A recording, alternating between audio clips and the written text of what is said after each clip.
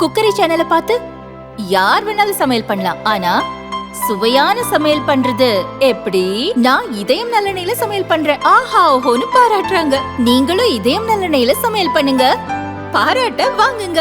தினம் தோறும் வாங்குவே இதயம் இதயம். எழுத்தறிவித்தவன் இறைவன் என்கிறது தமிழ். எப்படி பார்த்தாலும் நமக்கு எழுத்தறிவித்த இறைவன் நம்முடைய தாத்தா பெருந்தலைவர் காமராஜர் அவர்கள்தான்.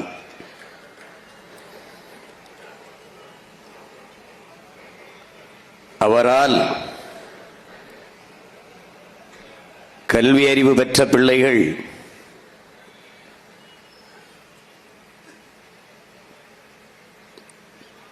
தன்னுடைய தாத்தாவிற்கு நன்றி வணக்கம் செலுத்துவதற்காக அவர் உலவிய மண்ணில் நின்று பெருந்தலைவரின் பெரும்புகள் போற்றுவோம் என்ற இந்த எழுச்சிமிக்க வணக்க நிகழ்வை நடத்தி கொண்டிருக்கிறோம். இந்த நிகழ்விலே இன உணர்வும் மான உணர்வும் கொண்டு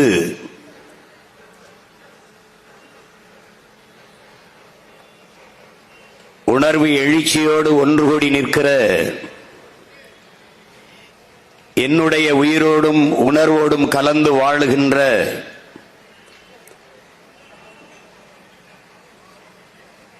என்னுயிர் சொந்தங்கள் அனைவருக்கும் என் அன்பு வணக்கம்.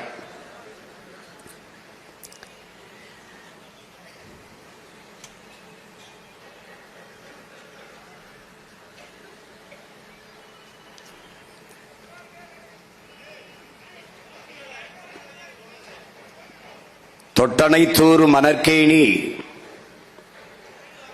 மாந்தர்க்கு கற்றனை தூறும் அறிவு என்கிறார் வள்ளுவ பெருமகனார். கண்ணுடையர் என்பவர் கற்றோர், முகத்திரண்டு புண்ணுடையவர் கல்லாதவர் என்கிறார். கேடில் வெளிச்செல்வம் கல்வி ஒருவருக்கு கல்வியின் பெருமையை தமிழ்மறை எடுத்து ஓதுகிறது. கற்றவருக்கு சென்ற இடமெல்லாம் சிறப்பு என்கிறது.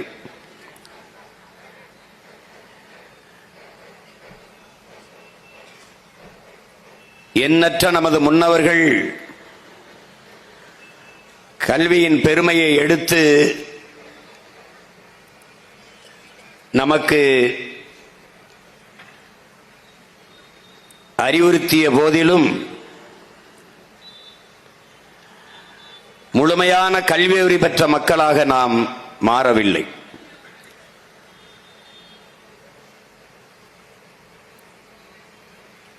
சாதி இரண்டொழிய வேறில்லை, சாற்றுங்கால் நீதி வழிவா நெறிமுறையில் என்று போதித்த அவை பெருமாட்டி கூட பிச்சை புகினும் கற்கை நன்றே என்றுதான் வலியுறுத்துகிறார். சாதிகள் இல்லையடி பாப்பா, குலத்தாட்சி உயர்ச்சி சொல்லல் பாவம், நீதி உயர்ந்த மதி கல்வி, அன்பு நிறையுடையோர் மேலோர் என்றுதான் பெரும்பாவளன் பாட்டன் பாரதி பாடுகிறான். கல்வி சிறப்பு, கல்வி அருமை, கல்வி பெருமை. ஆனால்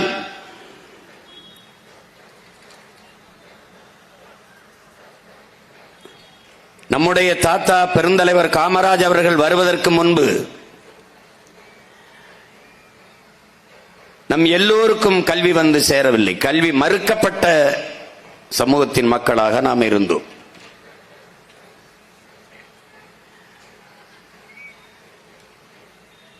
கல்வி கற்று அவரவர் குலத்தொழிலை, செருப்பு தைப்பவன் மகன் செருப்பு தான் தைக்க வேண்டும், நெசவு செய்கிறவன் மகன் நெசவைத்தான் செய்ய வேண்டும்,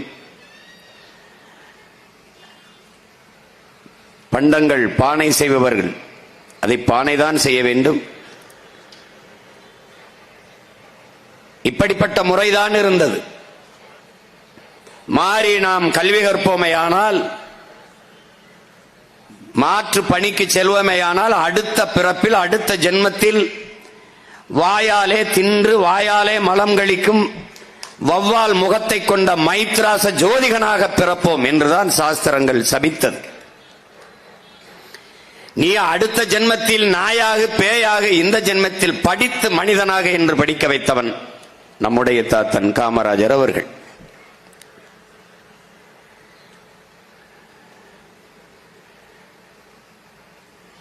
இங்கே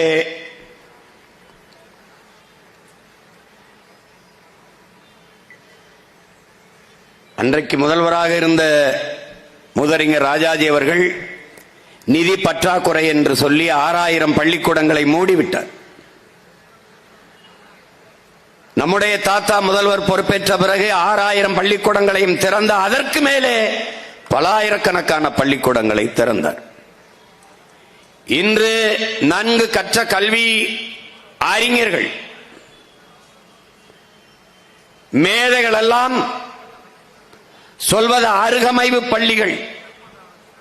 ஒவ்வொரு ஊருக்கும் ஒவ்வொரு சிற்றூருக்கும் ஒரு தொடக்க பள்ளி, 3 கிலோமீட்டர் தொலைவிற்கு ஒரு உயர்நிலை பள்ளி, 5 கிலோமீட்டர் தொலைவிற்கு ஒரு மேல்நிலை பள்ளி என்றுதான் இன்று இருக்கிற கல்வியில் மேம்பட்ட அறிஞர் பெருமக்கள் வலியுறுத்துகிறார்கள். அதை அன்றே நிறைவேற்றி காட்டிய பேரறிஞர் பெருந்தகை நம்முடைய தாத்தன் காமராஜர் அவர்கள்.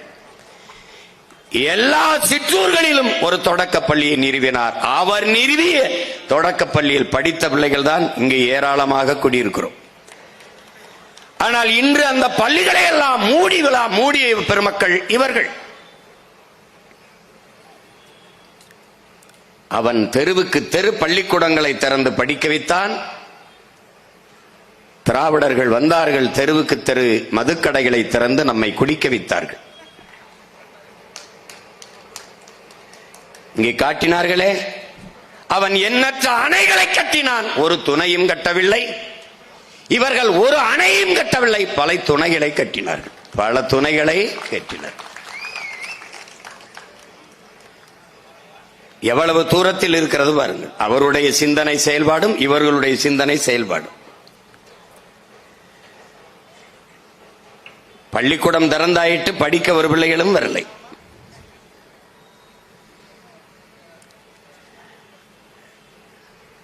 என் அன்பு சொந்தங்களே, மனிதனின் இயல்பு, பெரும்பாலான மனிதர்களினுடைய இயல்பு, தனக்கு கிடைக்காதது எவனுக்கும் கிடைக்கக்கூடாது. இதுதான் பெரும்பாலான மானுட சிந்தனையாக இருக்கிறது.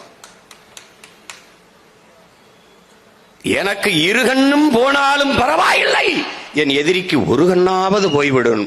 இதுதான் இவருடைய விருப்பமாக இருக்கிறது. இப்படிதான் இந்த சமூகம் இருக்கிறது.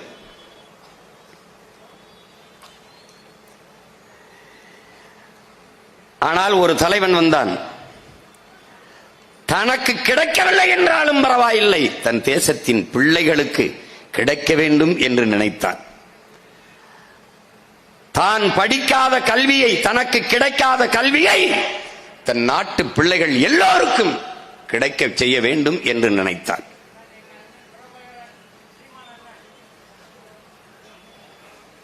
ஒரு பிள்ளைகளை கூட பெறாத அவன் ஒட்டுமொத்த நாட்டின் பிள்ளைகளையும் தன் பிள்ளைகள் போல நேசித்து படிக்க வைத்து கல்வியறிவு பூட்டினான்.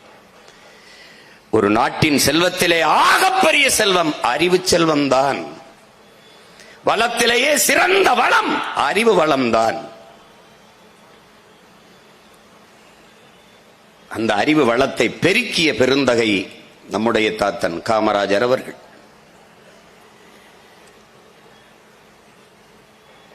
வாகனத்தில் போய்கொண்டிருக்கிறார். ஒருவன் ஆடு மேய்த்துக் கொண்டிருக்கிறான். ஒரு சிறுவன், பள்ளிக்கூடத்துக்கு ஏன் இவன் படிக்கப் போகவில்லை, வண்டியை நிறுத்திவிட்டு ஓரமாக போய் அவனிடத்திலே, தம்பிங்க வா, ஏன் நீ படிக்க போகல அப்படின்னா, படிக்க போனா சோறு யார் போடுறது, நீயா போடுவாயின்னு கேட்கிறான். அவர் முதலமைச்சர் காமராஜன் அவனுக்கு தெரியாது, யாரோ ஒரு பெரியவர் கேட்கிறாருன்னு நினைச்சு சொல்றான். தூக்கி வாரி போடுது. ஆடு மாடு மேய்க்க போனாதான் ஒருவேளை சோறாவது கிடைக்குங்கிறான். அப்ப வறுமை, வயிற்றில் பசி,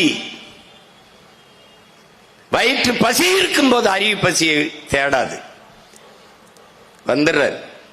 அதுக்கப்புறம் பள்ளிக்கூடத்துக்கு போறாரு, சுதந்திர தினம் கொடியேற்ற போறாரு. நீ வரிசையில் நிக்கிற பிள்ளைல ஒரு பிள்ளை மயங்கி விழுந்துறான். என்னன்னு கேட்கிறாரு. சாப்பிடல. ஏன் சாப்பிடலன்னு? சாப்பாடு இல்ல. அப்ப பசியோடு இருக்கும் போது பிள்ளைகளுக்கு பாடம் நடத்தினால் மண்டையில் ஏறாது. பசி வந்தால் 10ம் பறந்து விடும் என்கிறார் அறிவு மூதாட்டி அவ்வை. மானம், குடிப்பிறப்பு, தானம், தவம், கல்வி, ஒழுக்கம், காமம் எல்லாம், தொழில் முயற்சி எல்லாம் போயிருங்கிறார். 10ம் பறந்து போயிருங்கிறார். அப்ப அந்த பசி வயிற்றில் இருக்கும் போது அறிவு பசியை தேடாது. அப்ப ஒருவேளை உணவளித்தாவது நம் பிள்ளைகளை படிக்க வைத்து விடுவோம். இதுதான் பிச்சை புகினும் கற்கை நன்றே. அப்ப பணம் இல்ல. என் தம்பி சொன்ன மாதிரி 41 கோடி தான். அப்ப காசு இல்ல, என்ன பண்றதுன்னு தெரியல. இருக்கிற கல்வித்துறை அதிகாரிகள்கிட்ட கேட்கிறாரு, என்ன பண்ணலாம் அப்படின்னு. ஐயா, நமக்கு ஒரு அப்படிலாம் அவ்வளவு சோறு எல்லா பள்ளிக்கூடத்திலும் போடுறதுக்கு பணம் இல்லையான்னு. இருக்கிற வரை போடுங்க. நம்ம பிள்ளைகளை படிக்க வச்சுட்டா அவன் நாட்டை எதிர்காலத்தை காப்பாத்தி விட்டுருவான். எதிர்காலத்துல நாட்டை காப்பாத்தி விட்டுருவான். எப்படியாவது நம்ம பிள்ளைகளை படிக்க வச்சிருவான். இருக்கிற வரை போடுங்க. இல்லைன்னா என்கிட்ட சொல்லுங்க, நான் ஊரா போய் மடியேந்தி பிச்சை எடுத்துக்கிட்டாவது நம்ம பிள்ளைகளை படிக்க வச்சிருவோன்றாரு. இதைத்தான் அறிவு மூதாட்டி அவை பிச்சை புகினும் கற்கை நன்றே என்றான். தன் பிள்ளைகளுக்கு கற்பிப்பதற்காக பிச்சை எடுத்துக் கொண்டு வருகிறேன் என்று ஒரு தலைவன் இந்த நாட்டில் சொல்லியிருக்கிறான் என்றால் அது பெருந்தலைவன் நம் தாத்தன் காமராஜ் தான். அப்படி படிக்க வைத்தார்.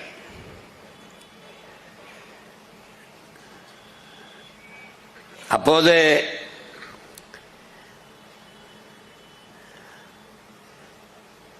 பிள்ளைகள் அப்பவும் நிறைய பேர் வரல.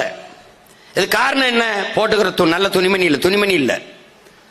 சரி, இலவசமா உடை தருகிறேன் என்று சீருடை திட்டத்தை கொண்டு வந்தார்.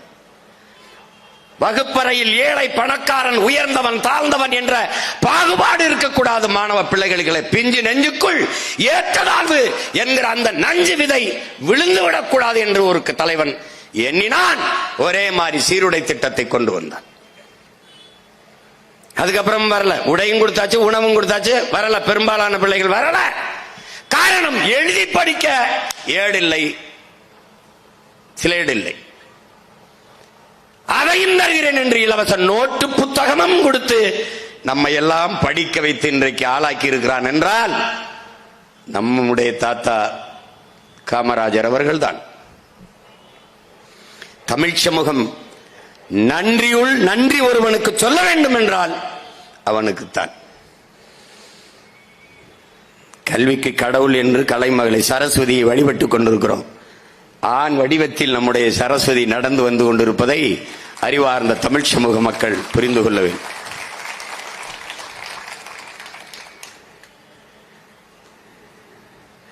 நம்ம படிக்கலைன்னா என்ன, இந்த பயவுல எல்லாம் படிச்சா என்ன, படிக்காம நாசமா போனா நமக்கு என்ன என்றுதான் நினைப்பார்கள். அப்படிதான் நினைப்பார்கள். எந்த நடிகனுடைய மகன் அந்த நடிகனுடைய ரசிகர் மன்றத்தில் இருந்திருக்கான்? யாராவது ஒருத்தன் சொல்றான்? யாராவது சொல்லு. எந்த நடிகனுடைய மகன் அந்த நடிகனுடைய ரசிகர் மன்றத்தில் நின்று கூட்டத்தில் சிக்கி செத்துருக்கான்? யாராவது சொல்ற? என்ன எப்படி இருக்கு? படிக்க வைத்து அறிவார்ந்த ஒரு நாகரிகம் பெற்ற பண்பாடு கொண்ட சமூகமாக மாற்ற வேண்டும் என்று நமது முன்னவர்கள் துடித்தார்கள். இன்னைக்கு எங்க போய் நிக்குது பேரு? காமராஜர் என்பவனுடைய ஆட்சி அல்ல. அவன் பிறந்து வளர்ந்த பெருமை மிக்க தமிழ் தேசிய இனத்தின் ஆழம் சார்ந்த ஆட்சியை நம் உயிர் தலை தாத்தன் நம்முடைய தாத்தா காமராஜர் அவர்கள் தந்தார்கள். தமிழனின் அறம் சார்ந்த ஆட்சியை அவர் செலுத்தினார். இந்த மண்ணிலே நிறுவி காட்டினார். இன்னைக்கு இருப்பது போல ஊழல், லஞ்சம் இல்லை, உண்மை நேர்மை. ஆடம்பரம் இல்லை, எளிமை, தூய்மை, பொது வாழ்க்கையில் தூய்மை. எலும்பும் நரம்பும் ரத்தமும் சதையுள்ள ஒரு மனிதன் 50 ஆண்டுகளுக்கு முன் இந்த நிலத்தில் இப்படி ஒரு உண்மையான நேர்மையான ஒரு மகன் உலகி இருக்கிறான் என்பதை எவனும் நம்ப மாட்டான். இப்படி ஒரு மனுஷன் வாழ்ந்திருக்கான் என்பதை. அரசியலில் புனிதம் என்ற சொல்லுக்கு பொருளாக வாழ்ந்தவன் நமது தாத்தன் காமராஜர் அவர்கள். இன்றைக்கு அரசியல் செய்பவர்களுக்கெல்லாம் புரட்டி புரட்டி படிக்க வேண்டிய அகராதியாக வாழ்ந்தவன் பெருந்தலைவன் காமராஜர் அவர்கள். அவனுக்கு முன்னே மணிமகுடம் வைக்கப்பட்டது. அவன்தான் காளிக்கு தலையை வெட்டி வைத்த கபாலிகனாக காலத்தை முடித்தான் என்கிறார் கவிஞர் மு. மேத்தா அவர்கள். ஒருவருக்கும் பொல்லாது நினைக்காத நெஞ்சன், உரிமையுள்ள ஒவ்வொருவருக்கும் உதவுகிற பண்பன், பண்பாளன்.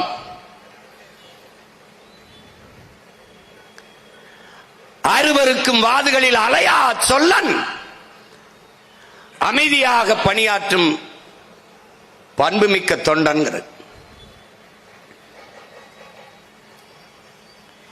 திருவிருக்கும் காந்தி மகான் கொள்கையை தாங்கும் தேசபக்தன், உழைப்பதனால் உயர்ந்த செம்மல்.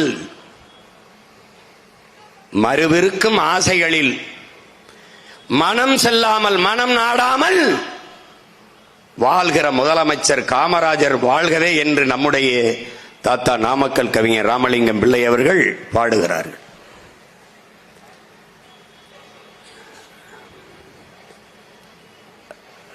அந்த பெருந்தலைவரின் பெரும்புகளை நாம் போற்றிக் கொண்டிருக்கிறோம். அவருடைய ஆட்சி காலத்தில் 50 ஆண்டுகளுக்கு முன்பு நம்முடைய மிகச்சிறிய வயதில் நம்முடைய தாத்தா, நம்முடைய அப்பா, பெரியப்பா இவர்கள் காலத்தில் நிகழ்ந்த அந்த நல்லாட்சியும் இன்று நடந்து கொண்டிருக்கிற ஆட்சியும் நீங்கள் ஒப்பிட்டு பார்க்க வேண்டும். ஐயா நெல்லை ஜெவமணி அவர்களும் கவிஞர் எஸ்.டி. சுந்தரம் என்பவரும் தாத்தா அவர்களை போய் சந்திக்கிறார்கள். ஆட்சியில் நிறைய திட்டங்கள், செயல்கள் எல்லாம் பாராட்டுக்குரிய திட்டங்களாம் வந்து நிறைவேற்றி கொண்டிருக்கிறார். அப்போது அவர்கள் சொல்லுகிறார்கள், ஐயா நம்ம நிறைய நலத்திட்டங்கள் எல்லாம் கொண்டு வந்துட்டோம், அதையெல்லாம் ஒரு படமா எடுத்து அப்படியே திரையரங்கில் போட்டு காட்டினோம்னா, அதை நியூஸ்ரீலா போட்டு காட்டினோம்னா நல்லா போய் சேரும், மக்கள் இன்னும் நம்மளை நிறைய ஆதரிப்பாங்க, நமக்கு நிறைய வாக்குகள் வரும் என்று பேசுறார். அப்படியே என்னென்ன திட்டமெல்லாம் நிறைவேற்றியிருக்கோம். ஐயா ரோடு போட்டிருக்கோம், ஆமா, அப்புறம் பள்ளிக்கூடம் கட்டியிருக்கோம், ஆமா, அப்புறம் அணைகள்லாம் கட்டியிருக்கோம். சரி, இப்ப குந்தால நீங்க அணை கட்டியிருக்கிறீங்க, இப்ப அதை நாங்க எங்களை மாதிரி ஆளுகை எடுத்து பேசும்போதுதான் தெரியுது, ஐயா ஒரு பெரும் பாறையை உடைச்சு கொண்டு போய் அதுல இருந்து தண்ணியை கொண்டு வந்து அணையை கட்டுறதெல்லாம் எப்படியா மக்களுக்கு தெரியும், அதை படமா எடுத்து போட்டோம்னா தான் நல்லா தெரியும், அதை எடுத்து போட்டு காட்டினோம்னா நல்லதுயா அப்படின்னு. அப்படியா, இப்ப பள்ளிக்கூடம் கட்டினதுல என்ன நடக்குது, பிள்ளைகள்லாம் படிக்குது இல்ல, ரோடு போட்டான் சொன்னா நடக்குது. இப்ப அணை கட்டினா அதுல எல்லாம் நீரை பயன்படுத்தி வேளாண்மை செய்யறாங்களா, விவசாயி செய்யறாங்க. அப்ப அதுல இருந்தா அவனுக்கு தெரியுத, அப்புறம் எதுக்கு படம் போகிற காட்ட சொல்ற, சரி எவ்வளவு செலவாகும், ஐயா ஒரு 3 லட்சம் செலவாகும்யா. அடபாவி எந்திரிச்சு போட்டேன், இதுக்கு நான் 10 பள்ளிக்கூடம் கட்டி பிள்ளைகள் என்ன நல்லா படிக்க வச்சிருவேன்றாப்ல. தான் செய்கிற செயலை அதை சாதனை என்று கருதவில்லை, இந்த மண்ணுக்கும் மக்களுக்கும் தான் செய்ய வேண்டிய கடமை என்று ஒரு தலைவன் கருதினான். அதை அவன் விளம்பரப்படுத்தி புகழை தேடிக்கொள்ள விரும்பவில்லை. அதற்கு நேரெதிரான இன்றைய ஆட்சியாளர்கள், ஒரு திட்டம் வருகிறது என்றால், குடும்ப தலைவிக்கு 1000 ரூபாய் கொடுக்க போகிறோம் என்றால், செப்டம்பர் 16 கொடுப்பதற்கு ஜனவரி 1 இருந்து குடும்ப தலைவிக்கு 1000 ரூபாய், குடும்ப தலைவிக்கு 1000 ரூபாய், அப்படியே பூக்கட்டிக்கிட்டு இருக்கிற ஒரு பொம்பளை, அப்படியே பந்தபாத்திரம் தேய்ச்சிக்கிட்டு இருக்கிற ஒரு பொம்பளை, எல்லாவற்றையும் பதாகையில் போட்டு பல 100 கோடிகளில் விளம்பரம், எது ஒன்றுக்கும் விளம்பரம். அதனால்தான் நாம் இந்த அரசுகளை குற்றம் சாட்டுகிறோம். இவர்கள் செய்தி அரசியல், விளம்பர அரசியல் செய்வார்களே ஒழிய செயல் அரசியல், சேவை அரசியல் செய்ய மாட்டார்கள். அவன் விளம்பரத்தை விரும்பவில்லை, ஆடம்பரத்தை விரும்பவில்லை. அதிகாரத்திற்கு வருவதற்கு முன்பே எனக்கு ZY பிரிவு பாதுகாப்பு வேண்டும் என்கிறார்கள். எல்லோருக்கும் இந்த நாட்டில் முதலமைச்சர், எதிர்க்கட்சி தலைவர் எல்லோருக்கும் உயர் பாதுகாப்பு. பாதுகாப்புன்னு ஒரு கூட்டம் இல்லாம சுத்திக்கிட்டு இருக்க ஒரே ஆள் நான் தான், ஒருத்தன் இல்ல. ஏன்? நாங்கள் தான் இந்த நாட்டிற்கே பாதுகாப்பு. காவக்காரனுக்கு எதுக்குடா ஒரு காவக்காரன்? கருப்பணசாமி ஐயனாருக்கு எதுக்கு ஒரு பாதுகாப்பு? ஒரு சாமி எதுக்கு? அவனுக்கு எதுக்கு ஒரு பாதுகாப்புக்கு சாமி?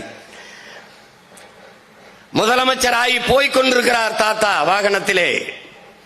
முன்னாடி காவல்துறை வண்டி ஓய் ஓய் ஓய் ஓய் என்று கத்திக்கொண்டு போகிறது, சைரன் ஒளியை எழுப்பிக் கொண்டு. இந்த அவனை நிப்பாட்ட சொல்லுன்னு நிப்பாட்டிட்டு வர்றாரு, இறங்கி போறாரு. நான் என்ன செத்தா போயிட்டேன், முன்னாடி சங்குதிட்டு போற, என்ன பிரச்சனை உனக்கு? ஐயா பாதுகாப்பு. பாகிஸ்தானுக்குள்ள போறேன், சொந்த நாட்டுக்குள்ள போறேன். போப்பா, தெண்ட செலவு, பெட்ரோல் செலவு, போய் வண்டியை போய் ஸ்டேஷன்ல நிறுத்து, போ. இது காமராஜர். இன்றைக்கு முதலமைச்சரோ அமைச்சரோ வீட்டை விட்டு கிளம்புகிறார் என்றால் 3 மணி நேரத்திற்கு முன்பு சாலையை மறித்து விடுவார். வழி நெடுக இருபக்கமும் காவலர்கள். அவனுக்கு எந்த கழிவறை வசதி, ஒரு இல வசதி இருக்காது. வெயிலோ மழையோ அவன் நின்றுகிட்டே இருக்கணும். அப்படி என்னதான்டா புடுங்குனீங்கன்னா ஒண்ணும் கிடையாது. இவர்கள் தான் வாக்கு கேட்கும் போது வந்து கூட்டத்தில் நின்று அப்படி ஆரத்தி எடுக்கும் போது அப்படியே நிற்பார்கள். அப்படியே அந்த ஆரத்தி தட்டுல இருக்கிற அந்த ஆரத்தி தண்ணியில ஆசிட்டு ஊத்தி இருக்கும்னு கவலைப்படுறது இல்ல, அப்ப பயப்படுறது இல்ல. அப்படியே போய் கும்புறது, அம்மா அம்மா அப்படின்னா. அப்ப கத்திய வச்சு ஒருத்தர் இடுப்புல குத்திடுவான்னு பயப்படுறது இல்ல, அப்பெல்லாம் பயப்படுறது இல்ல. அதிகாரத்துக்கு வந்த பிறகு பயப்படுறது. ஏன்னா அங்க சொன்ன எதையும் இங்க வந்து செய்யறது இல்ல.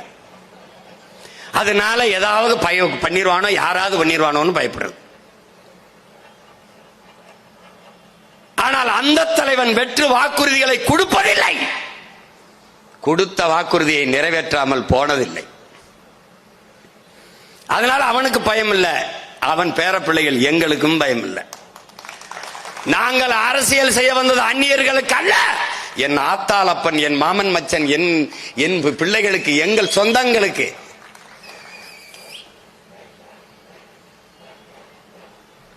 அதனால் எவ்வளவு கூட்டமானாலும்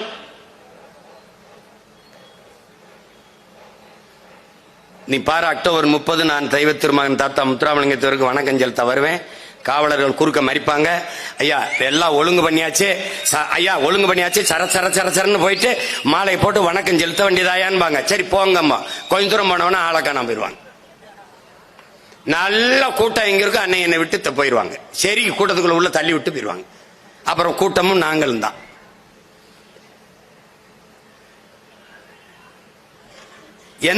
என்னைக்காவது ஒரு நாள் நாம் தமிழர் கட்சி காவல்துறை எங்களுக்கு உரிய பாதுகாப்பை கொடுக்கவில்லை என்று சொல்லி இருக்குதா? காவல்துறைக்கும் சேர்த்து உரிய பாதுகாப்பை நாங்கள் தான் கொடுப்போம். நீங்க வாட்டுக்குறீங்க. எங்க கூட்டத்தில் ஏதாவது ஒரு விரும்பத்தகாத நிகழ்வு, சட்டத்திற்கு கேடான ஒரு நிகழ்வு ஏதாவது நடந்திருக்கா? நடக்காது. ஏன்? இது காவாலி கூட்டம் இல்ல, கருத்தியல் கூட்டம்.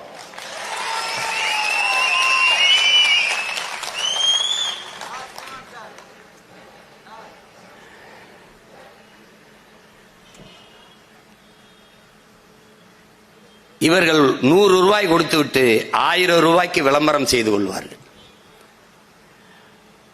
ஒவ்வொன்றும் அவர் ஆட்சியில் நடந்த ஒவ்வொன்றையும் நீங்க நினைச்சு பார்த்தீங்கன்னா, இப்படிலாம் ஒரு மனுஷன் ஆட்சி செஞ்சிருக்கானான்னு நினைப்பீங்க. ஒரு பிள்ளைக்கு கண் பார்வை போயிருது. கண் பார்வை போனோன்னா பெற்றோர்கள் வந்து இந்த மாதிரி, ஐயா வெளிநாட்டில் போய் கண் பார்வை சிகிச்சை செஞ்சுக்கணும், அறுவை சிகிச்சை பண்ணிக்கணும், அதுக்கு கடவு சீட்டு வேணும், அப்போ இருந்தால் தான் போக முடியும். இவங்க 2 மாசம் ஆகுங்கிறாங்க. அது ஒரு முறைன்னு வச்சிருப்பாங்களோ, ப்ரொசீஜர்னு வச்சிருப்பாங்க. அது 2 மாசம் ஆகுன்றாங்க அப்படின்னு. அப்ப அதிகாரிகளை கூப்பிட்டு கேட்கிறாரு, என்ன பிரச்சனை அப்படின்னு. அது எப்படி பார்த்தாலும் இந்த சட்ட முறைகளெல்லாம் நம்ம செய்யறதுக்கு, விதிமுறையெல்லாம் செய்யறதுக்கு, ப்ரொசீஜர்லாம் முடிக்கிறதுக்கு 2 மாசம் ஆகும். கோமாயிடுறாரு. ஏய், படிச்சிருக்கியா நீ? அறிவு இருக்கிற தானே நீ? தேசிய கீதம் பாடப்படும் போது எந்திரிச்சு நிக்கணுங்கிறது மரபு. அந்த நேரம் ஒரு குழந்தை கிணத்துக்குள் விழுந்து விட்டால் உடனே போய் குதிச்சு குழந்தையை காப்பாத்தணுங்கிறது மனித இயல்பு. இப்ப நீ என்ன செய்ய போற? சட்டம் அது, விதியாகும், தூக்கி போடியா. உன் சட்டம் அந்த பிள்ளைக்கு கண் போச்சுன்னா தருமா? முதல்ல உடனடியா எல்லாத்தையும் சட்டம், பாஸ்போர்ட் கொடுக்கறது, கடை வச்சுட்டு கொடுக்கறது ஏற்படுத்தின்ற. அதுதான் காமராஜ், அதுதான் காமராஜ். நம்முடைய தாத்தா காந்தியினுடைய உதவியாளர் அந்த ஜே.சி. குமரப்பா அவர்கள் தமிழ்நாட்டுக்கு வர்றாங்க. மிகப்பெரிய தியாகி, பேரறிஞன். பொருளாதாரத்தை அவன் பிரிச்சு பிரிச்சு போட்டு எழுதியிருப்பான். நீங்க அந்த புத்தகத்தை படிக்கணும். ஜே.சி. குமரப்பாவுடைய புத்தகத்தை என் பிள்ளைகள் எல்லோரும் படிக்கணும். அதெல்லாம் சேவை பொருளாதாரம், சந்தை பொருளாதாரம், அடாவடி பொருளாதாரம், எல்லாவற்றையும் எழுதியிருப்பார். அதை நான் எடுத்து பேசியிருக்கிறேன். இந்த ஜிஎஸ்டி எல்லாம் அடாவடி பொருளாதாரம் அவர் எழுதியதுதான். நான் ஒரு வேளாண் குடிமகன், தோட்டத்திலே கரும்பு ஓடுவேன், வாழை வளர்ப்பேன். 6 மாத காலம், 1 வருட காலம் நான் உழைத்து அதுக்கு உரமிட்டு வரப்பு கட்டி தண்ணி விட்டு தோகையை கிழிச்சு எல்லாம் வைத்து நான் அதை வளர்த்திருப்பேன். கரும்பு விளைஞ்சிருக்கும், வாழை தார் விட்டு நாளைக்கு அறுக்கலாம் என்று நான் பார்த்து விட்டு செல்லுகிற போது யானை கரும்பு தோட்டம் முழுமைக்கும் நாசம் பண்ணி தின்று அழித்து விட்டு போகும்.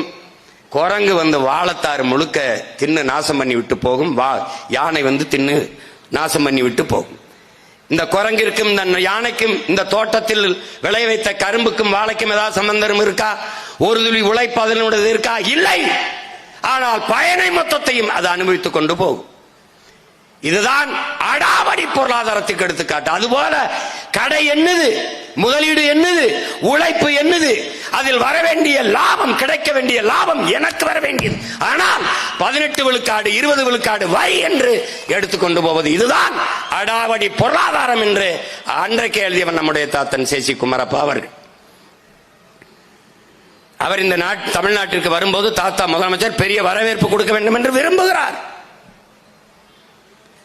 ஆனால் அந்த அதிகாரிகள் இல்ல, ப்ரொசீஜர், அது பிரசிடென்ஸ் இல்ல, அதுக்கு அந்த மாதிரி விதி இல்ல, முறை இல்ல, இதுக்கு முன்னாடி இப்படி நடந்ததில்லை. ஏனால் அவர் எந்த அமைச்சரா இருந்ததில்லை, பாராளுமன்ற உறுப்பினரா இருந்ததில்லை, சட்டமன்ற உறுப்பினரா இருந்ததில்லை.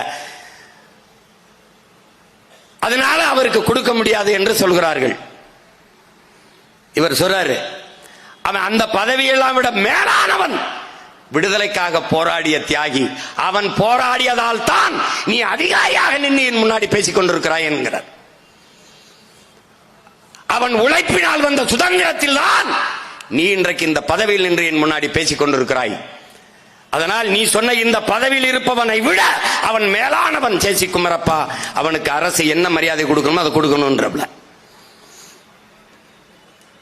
இதுக்கு முன்னாடி அது மாதிரி நடந்ததில்லை, இப்ப இருந்து நடக்கட்டும். என்ன உனக்கு அரசாணை, உத்தரவு, ஜீவோ, அதானே நான் போடுறேன், கொண்டா, எழுதி கொண்டா, இன்னையிலிருந்து இதுதான் பிரசிடென்சி, எழுதி போறா அப்படின்னு முறையை மாத்தி ஜே.சி. குமரப்பாவுக்கு அரசு மரியாதையை கொடுத்த பெருந்தகை நம்முடைய தாத்தன் காமராஜ் அவர்கள். முதலமைச்சரா உட்கார்ந்துறவுல இந்த பக்கம் இவ்வளவு கோப்புகள் என்னன்னு கேட்கிறவுல, இது ஒரு ரொம்ப முக்கியமான கோப்புகள்.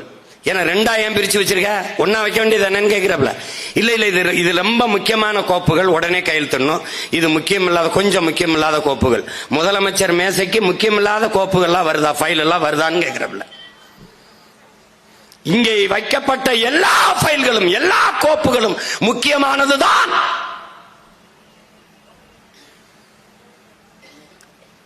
அதுல எல்லாத்திலும் எது முக்கியமோ அதுல முதல்ல படிச்சு கையெழுத்து போட்டுருணும். எல்லாத்திலும் கையெழுத்து போடணும். அதான் காமராஜ்.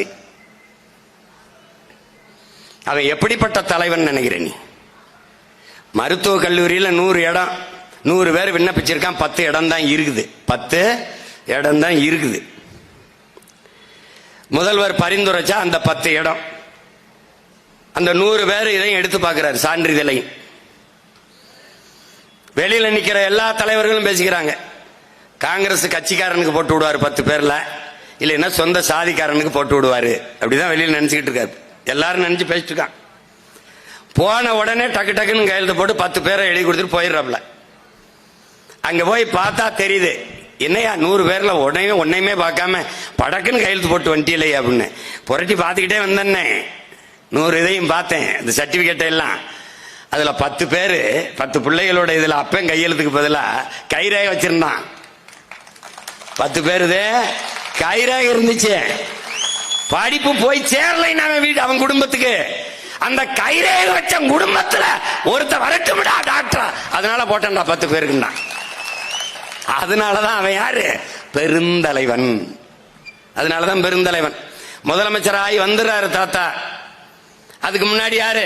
இன்னொரு தாத்தா ஓமந்தூர் ராமசாமி ரெட்டியார், குமாரசாமி ராஜா, இந்த பக்கம் மூதறிஞர் ராஜாஜி, எல்லாம் பெரிய கல்வியாளர்கள். நம்ம தாத்தா பெரிய கல்வியாளர் இல்ல, பெருசா படிக்கல. இவர்களெல்லாம் இருந்த இடத்தில் படிக்காத காமராஜன் இருந்து எப்படி இதை நிர்வாகம் பண்ணுவான்னு எல்லாம் நினைக்கிறாங்க, குறிப்பாக அதிகாரிகள். அப்ப அது நிறைவேற்றப்பட்ட திட்டத்திற்கான வரைவு வருது. தாத்தா கையெழுத்திடணும். என்னதுன்னு கேட்கிறாப்ல. ஜீவோங்கிறாங்க. ஜீவோனா என்னன்னு கேட்கிறாப்ல. அவங்க சிரிக்கிறாங்க. பத்தியா, நான் சொன்னல ஜீவோனாவே என்னன்னு தெரியல இவருக்கு. இப்படி ஐயா ஜீவோன்னா அது கவர்மெண்ட், அது தெரியுது எனக்கு, என்ன அது தெரியுது, இது என்னன்னு சொல்லு, இது யாரு எழுதுனதுன்னு. அவர்களே அதிகாரிகளே எழுதி கொண்டு வந்து கையெழுத்து போட சொல்றாங்க. கவர்மெண்ட் ஆர்டர் தானே ஜீவோன்னா, கவர்மெண்ட் ஆர்டர் தானே. இங்க நான் தானே கவர்மெண்ட், நீ எழுதிட்டு வந்து கையெழுத்து போட சொன்னா அது எப்படி ஜீவாவா இருக்கும் கேட்கிறாப்ல. இப்படித்தான் இவ்வளவு காலம் பண்ணிட்டு இருந்தீங்களா அதிகாரிகளா சேர்ந்து? நீங்க நினைக்கிறதா ஏதாவது ஒரு நல்லது கொண்டு வந்தா இதுல சட்டத்துல இடம் இல்ல, அதுல இடம் இல்ல, இப்படியே சொல்லிக்கிட்டே வண்டி ஓட்டிட்டு இருந்திருக்கலாம் நீங்க. இப்ப நான் தான் கவர்மெண்ட், நான் போடுறதான் ஜீவோ, இங்க வா நான் சொல்றத எழுதி அப்புறம் கையெழுத்து போட்டாலு. இந்த நாட்டின் நிர்வாக முறையிலே மாத்திய மகான் நம்முடைய தாத்தன் காமராஜர் அவர்கள். சாதாரணம் கிடையாது. அவன் ஏன் பெருந்தலைவராதான்? தலைவனுக்கும் நல்ல மனிதனுக்கும் தலைவனுக்கும் வித்தியாசம் என்ன? பசிக்குது பசிக்குது பசிக்குதுன்னு ஒருத்தன் வந்து என்கிட்ட கேட்கிறான் பசிக்குதுன்னு ஒருத்தன் கேட்கிறான். அப்ப நான் இந்தா 100 ரூபா போய் சாப்பிட்டு போ. இது ஒரு மனிதாபிமானம், மனிதன், அவ்வளவுதான். ஒரு இளைஞன் வந்து பசிக்குதுன்னு கேட்கிறான், இங்க வா இந்த 100 ரூபா சாப்பிட்டு நான் இங்க இருப்பேன், சாப்பிட்டு திருப்பி என்னை வந்து இந்த இடத்துல சந்திக்கணும், சரியா? சரி, இப்ப போயிட்டு வந்தாச்சு. வந்தவன வா உட்காரு. உன் பேர் என்ன? என் பேரு காளீஸ்வரன். சரி, உங்க அப்பா பேர் என்ன? அப்பா எந்த ஊர்? நீ எந்த ஊரு? அவ என்ன அந்த ஊர் பின்புலத்துல என்ன தொழில் இருக்கா? வேளாண்மையா இல்ல வறண்ட நிலமா என்ன? சரி, அப்படியா? அப்பா எதுவும் வேலை பார்க்கறாங்களா? இல்ல. நீ என்ன படிச்சிருக்க? நான் BA படிச்சிருக்கேன். அப்படியா? அவ சரி சரி நீ போ. உன் ஊர் எல்லாம் கேட்டுக்கிட்டாப்ல. ஒரு BA ஒரு பட்டம் படித்த ஒரு இளைஞன் சாப்பாட்டுக்கு வழி இல்லாமல் பசியோடு ஒருவேளை சாப்பாட்டுக்கு கையேந்திரான் என்றால் இந்த நாட்டில் எத்தனை ஆயிரக்கணக்கான இளைஞன் இப்படி படிச்சுட்டு வேலை இல்லாமல் பசியோடு சுத்திக்கிட்டு இருக்கான்னு யோசிச்சு அந்த அத்தனை ஆயிரக்கணக்கான இளைஞனுக்கும் வேலை வாய்ப்பை ஏற்படுத்தி கொடுக்க சிந்திக்கிற ஒரு தலைவன் ஒருத்தன் இருக்கான்ல, அவன் தலைவன். இப்ப புரியுதா? அப்படி தாத்தா கும்பகோணம் ஒரு கல்லூரியில பேச போறாங்க. பேச போகும்போது கல்லூரியில வேலை பார்க்கிற ஆசிரியர்கள்லாம் சோத்து கூட தூக்கிட்டு வர ஒரு அப்பத்தான். ஒரு தாய், அவ வயசானவ, வந்த போது கூட்டத்தில் எல்லாரும் இடிச்சு பிடிச்சிக்கிட்டு முதலமைச்சர் சுத்திக்கும் இந்த கிளவி எப்படியாவது காமராஜரை பார்த்து பேசிடணும்னு நினைக்கிறா. அவ முண்டி அடிச்சு ஐயா பார்க்கணும்னு ஐயா அந்த அம்மா பார்த்துடுறாப்ல. அந்த அம்மா உள்ள விடுனே வாங்கம்மா என்ன பிரச்சனை? ஐயா எங்க பிரச்சனையை என் பிரச்சனையை தீர்த்து விடுங்கய்யா. என்ன பிரச்சனை சொல்லுங்கம்மா. ஐயா எனக்கு ஒண்ணு, என் பிள்ளை வீட்டிலாம் ஒன்றும் எனக்கு கவனிக்கல, எனக்கு வயசாகி போச்சு, இந்த கூடையை தூக்கி தான் கஞ்சி சாப்பிட்டுக்கிட்டு இருக்கேன், இது எத்தனை நாளைக்கு என் உடம்புல தெம்பு இருக்குதான் இது பண்ண முடியும், எங்களுக்கு ஏதாவது ஒரு வழி பண்ணுங்கய்யா, எங்களுக்கு ஏதாவது மாசம் ஏதாவது கிடைக்கிற மாதிரி ஒரு வழி பண்ணுங்கய்யா. அப்படியா? சரி, அப்படியா? அப்ப என்ன பண்ற, ஏதாவது உதவுங்க. என்னன்னா பக்கத்தில் இருக்கிற ஒரு 20 ரூபா எடுத்து கொடுக்குறாப்ல. அன்னைக்கு அது பெரிய காசு. அந்த அம்மா இந்த காசு வேணாம், நீ இன்னைக்கு கொடுத்துட்டு போயிருவ, அப்புறம் அடுத்த மாசத்துக்கு நான் என்ன பண்ணுவேன்னு ஒரு கேள்வியை வைக்கிறா. யாரு? அந்த கிழவி. உடனே தாத்தா யோசிக்கிறாப்ல. யோசிச்சுட்டு சரி சரி போங்க, நான் பாக்குறேன், ஆகட்டும், ஏதாவது பண்றேன் அப்படின்னு போயிடாப்ல. வண்டியில் ஏறி போகும்போது இப்ப இந்த அம்மாவுக்கு மாசம் எவ்வளவு செலவாகும்னு கேக்குறாங்க. அப்ப அவங்க சொல்றாங்க, கூட வர்றவங்க ஒரு 20 ரூபா ஆகும்யா. அப்படியா? இந்த மாதிரி மொத்தமா இந்த பெற்றோர்களால் கைவிடப்பட்ட முதியோர்கள் இருக்காங்கல்ல, நாடங்களும் எத்தனை பேர் இருக்காங்கன்னு கணக்கெடுக்க சொல்றாப்ல. எத்தனாயிரம் பேர் இருக்கான் பாரு அப்படின்னா, ஒரு 2000 பேர். மாசம் மாசம் 20 ரூபா 2000 பேருக்கு கூடா. இதுதான் தொலைநோக்கு, இதுதான் ஒரு தலைவனுடைய திட்டம். குடும்ப தலைவிக்கு சும்மா 1000 கொடுத்து ஓட்ட பறிக்கிறது இல்ல, ஓட்ட பறிக்கிறது இல்ல. அதனாலதான் சொல்றோம், அரசியல்வாதிகள் எப்போதும் அடுத்த தேர்தலை பற்றியே சிந்திப்பார்கள். தலைவர்கள் மட்டும்தான் அடுத்த தலைமுறையை பற்றி சிந்திப்பார்கள். அடுத்த தலைமுறையை பற்றி சிந்தித்த தலைவன் காமராஜன். அடுத்த தலைமுறையை பற்றி சிந்திக்கிற பிள்ளைகள் அவனுடைய பேர பிள்ளைகள் நாங்கள் தான். அதனால்தான் காற்று, கடல், மலை, மரம் எல்லாவற்றையும் நேசிக்க காரணம் அதனால்தான். நீ காசு பணத்தை வைத்து விட்டு செல்ல நினைக்கிறாய், நான் என் பிள்ளைகளுக்கு நல்ல காற்றை வைத்து விட்டு போக வேண்டும் என்று நினைக்கிறேன். நீ பெரிய வீட்டை வைத்து விட்டு போக நினைக்கிறாய், நான் வாழ்வதற்கு நல்ல நாட்டை வைத்து விட்டு போக நினைக்கிறேன். நீ தங்கத்தை வைத்து விட்டு போக நினைக்கிறாய், நான் தண்ணீரை வைத்து விட்டு போக நினைக்கிறேன். நீ சொத்தை சேர்த்து வைத்து விட்டு போக நினைக்கிறாய், நான் நஞ்சில்லாத நல்ல சோத்தை வைத்து விட்டு போக வேண்டும் என்று நினைக்கிறேன்.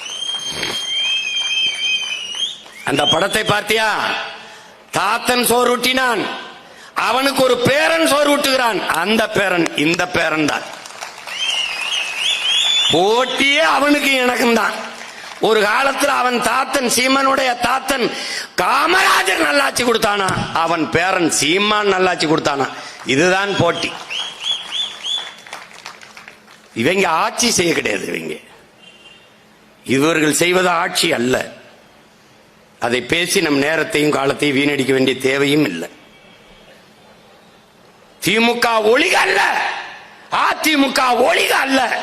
நாம் தமிழர் கட்சி வெல்க வாழ்க, அதான் நம்முடைய கோட்பாடு. நேர்மறை சிந்தனை எப்போதும் 2 மடங்கு ஆற்றலை பெருக்கிக் கொடுக்கும்.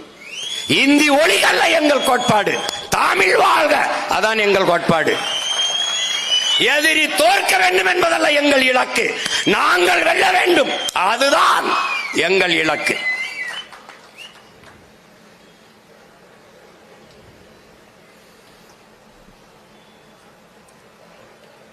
ஒவ்வொன்றிலுமே நம்முடைய தாத்தன் வியப்பு. இப்படி ஒரு மனிதன் செய்திருக்கிறான், இயங்கியிருக்கானா என்று. இதெல்லாம் இது என்னங்க இப்படி ஒரு சும்மா இதெல்லாம் ஒரு திரைக்கதையா படமா எடுத்தீங்கன்னு வச்சுக்க, பொய்யா எடுத்திருக்காங்கடான்னு சொல்லுவான். பூரா ரொம்ப கதையா விடுறாங்கடான்பா. நீ ஆலியாரில் அணை இருக்குல்ல, ஆலியார் டேம் போய் பார்த்திருக்க? கேரளாவிலிருந்து தண்ணியை கொண்டு வந்திருக்காப்ல. கேரளாவிலிருந்து மலையை இந்த பாரு, மலைக்கு அந்த பக்கம் தண்ணீர் கிடக்குது. இந்த மலையை உடைச்சு போனாதான் தண்ணியை கொண்டு வர முடியும். இவ்வளவு விஞ்ஞானம் இல்லை, இவ்வளவு அறிவியல் வளர்ச்சி இல்லை. இப்பெல்லாம் அப்படியே அறுத்து கொண்டு போயிடலாம், அடுத்து எடுத்துடலாம். அன்னைக்கு சின்ன நாட்டு வெடிகுண்டுகள் தான். 3-4 கிலோமீட்டர் மலையை உடைச்சு உள்ள போனாதான் அங்க இருந்து தண்ணியை எடுத்துட்டு வர முடியும். அப்ப என்ன பண்றாரு? வழி இல்லை, எப்படியாவது தண்ணியை கொண்டு வந்துடணும், பூமியை செழிப்பாக்கணும். போடுறாப்ல. அங்க போட்டு உள்ள போகணும், போயிட்டு வெளியில வந்தா பணம், செத்தா பிணம். இந்த மாதிரி ஒரு கடும் முயற்சியை தாத்தா எடுக்கிறாப்ல. வெடிகுண்டு வச்சு தகர்த்து எடுத்து அந்த தண்ணியை கொண்டு வந்து இன்னைக்கு ஆலியார்ல ஒரு அணையை கட்டி அந்த மண்ணில் பல லட்சக்கணக்கான ஏக்கரை இன்னைக்கு வளமான மண்ணாக ஆக்கியிருக்கான்னா, அவனை மாதிரி ஒரு இதெல்லாம் தான் சாத்தியமில்லாதது என்று சொல்கிற ஒன்றை சாத்தியப்படுத்துவது. பார்த்தா எப்படியா மலையை குடைஞ்சுக்கிட்டு போய் தண்ணியை கொண்டு வர்றதுன்னு நினைப்போம். அவன் கொண்டு வந்தான். அதெல்லாம் தான் சாதனை.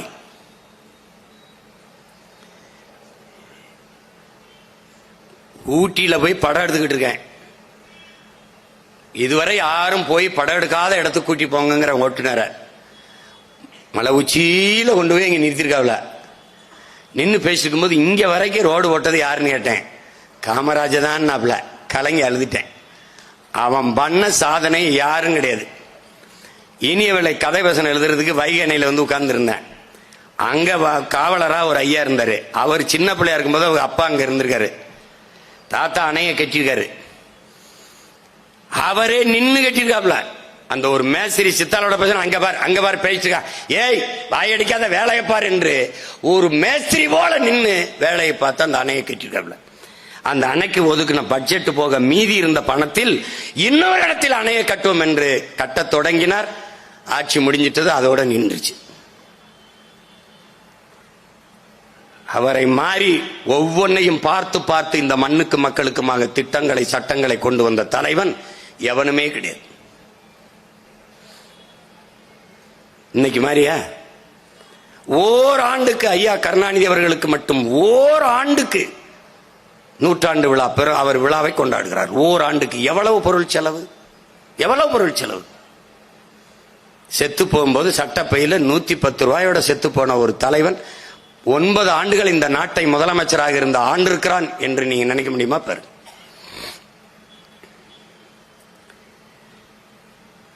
ஐயா முன்னாள் காங்கிரஸ் கமிட்டியின் தலைவராக இருந்த கிருஷ்ணசாமி நாயுடு வந்து நம்முடைய பாட்டியை இதே விருதுநகர்ல வந்து சந்திக்கிறாங்க. வீட்டில் சந்திக்கும் போது எப்பா நான் என்ன ஒரு ஒண்டி கெட்ட இங்க கிடக்கிறேன், அங்கே போய் என்னை சென்னையில் அவனோட மெட்ராஸில் அவனோட வச்சுக்கிற கூடாதா, நான் பாட்டுக்கு ஒரு ஓரத்தில் கிடப்பேன்லன்னு சொல்லி நம்ம பாட்டி சொல்ல, உடனே இவர் போய் நம்ம தாத்தாட்ட சொல்றார்.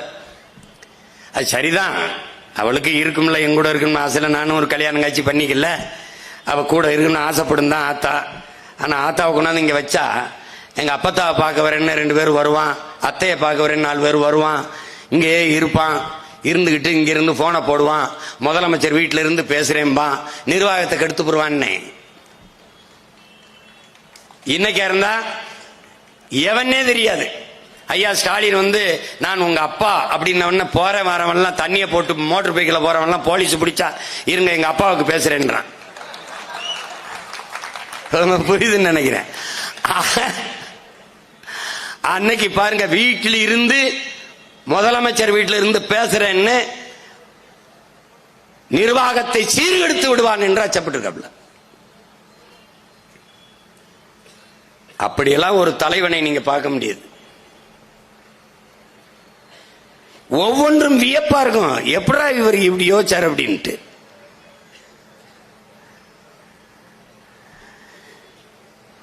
ஒரு மிகப்பெரிய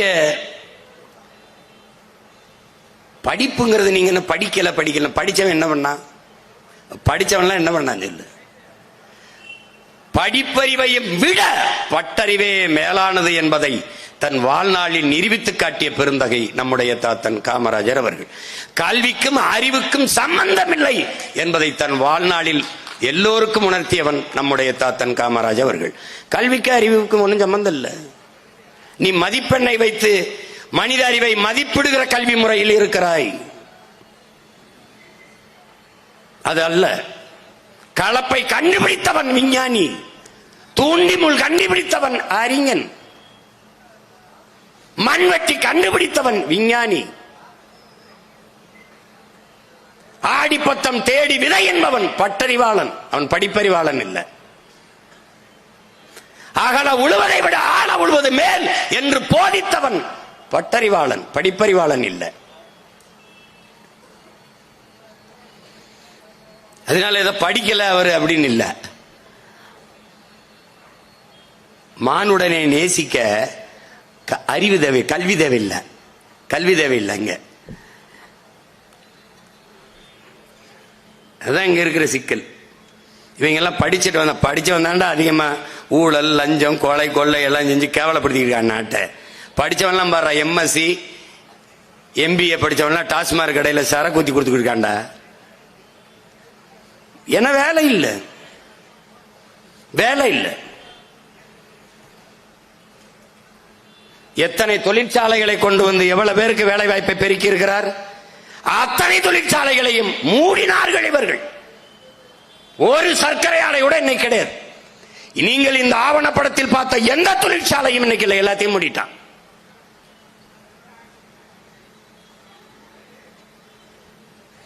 ஒரு தொழிற்சாலை கிடையாது. இவன் கொண்டு வரதெல்லாம் வெறும் நச்ச ஆலைகள். சிப்காடும்பா. அது யார் அந்த முதலாளி? அந்த தொழிற்சாலைக்குள்ள என்ன தயாரிக்கப்படுது? என் தம்பி சொன்னா பாருங்க, ஹரியானா மாநிலம் பிரிக்கப்படும் போது சண்டிகார்ல இந்த தொழிற்சாலை அங்க வரணும்னா என் மக்களுக்கு நீ வேலை வாய்ப்பை கொடுங்க கேக்குறான். இன்னொரு மாநிலத்தில். ஆனால் உன் சொந்த மாநிலத்தில் உன் நிலத்தின் மக்களுக்கு வேலை வாய்ப்பை உறுதி செய்ய முடியுதா உன்னால? இல்லை. 1959 கொண்டு வந்த தமிழ்நாடு தேர்வாணைய ஒரு வரைவு, 30 விழுக்காடு வேற மாநிலத்தவர்கள் வந்து எழுதி கொள்ளலாம். 30 விழுக்காடு. மீதி 70 விழுக்காடு இந்த மாநில பிள்ளைகளுக்கு தான் தமிழ்நாடு தேர்வாணையத்தில் இந்த டிஎன்பிசியில வேலை வாய்ப்பு.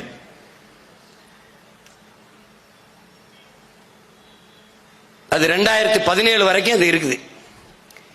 ஆனால் அதற்கப்ப இருந்த அதுக்கு அந்தப்ப இருந்த அதிமுகவின் ஆட்சி யார் வேண்டுமானாலும் வந்து எழுதி கொள்ளலாம். தமிழ்நாடு தேர்வாணையத்தில் தமிழ்நாட்டின் வேலை வாய்ப்புல எந்த மாநில இந்தியாவில் யார் வேணாலும் வந்து எழுதி கொள்ளலாம்ங்கிற ஒரு வரைவை கொண்டு வருது. ஆனால் அதுல அந்த 30 விழுக்காடு வேறு மாநிலத்தில் வந்து எழுதலாமல் இருக்கிறதுல தமிழ் மொழி பாடத்தில் கட்டாயமாக தேர்ச்சி பெறணும். அந்த டிஎன்பிசி தேர்வுல, தமிழ்நாடு தேர்வாணைய தேர்வுல கட்டாயமாக தமிழ்ல தேர்ச்சி பெறணும். அந்த விதி இருந்தது. அந்த விதியை இவர்கள் தூக்குகிறார்கள். யார் வேணாலும் வந்து எழுதி தேர்ச்சி பெற்று தமிழ்நாட்டு வேலை வாய்ப்பை பெறலாம். வேலை வாய்ப்பை பெற்று 2 ஆண்டுகள் கழித்து நீங்கள் தமிழ் கற்றுக்கொள்ளலாம் என்ற சட்டத்தை கொண்டு வர்றாங்க. வேலை கிடைத்து விட்டால் எவனாவது தமிழ் படிப்பானா என்று அறிவார்ந்த எனது தம்பி தங்கைகள், என் அருமை பெற்றோர்கள் கேள்வி எழுப்பி பார்க்கணும். அந்த இருந்த ஒரு வாய்ப்பையும் தாரை வார்த்து கொடுத்து விட்டார்கள். ஏற்கனவே வட இந்தியன் வந்து எல்லா வேலைகளிலும் அவன் உட்புகுந்து நம் வேலை வாய்ப்பை பறித்துக் கொண்டிருக்கும் போது குறைந்த கூலி என்று எல்லோரும் அவர்களை வேலைக்கு அமர்த்தி கொண்டிருக்கிற போது இந்த வாய்ப்பையும் பறிகொடுத்து விட்டார்கள். அதனால் 3937 வாய்ப்பே இருக்கிற தமிழ்நாடு தேர்வாணைய தேர்விலே 15,52,000 பேர் தேர்வு எழுதுறான். எது 3000 வேலைக்கு.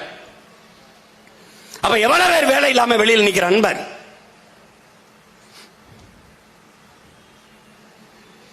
அதே மாதிரி பகுதி நேர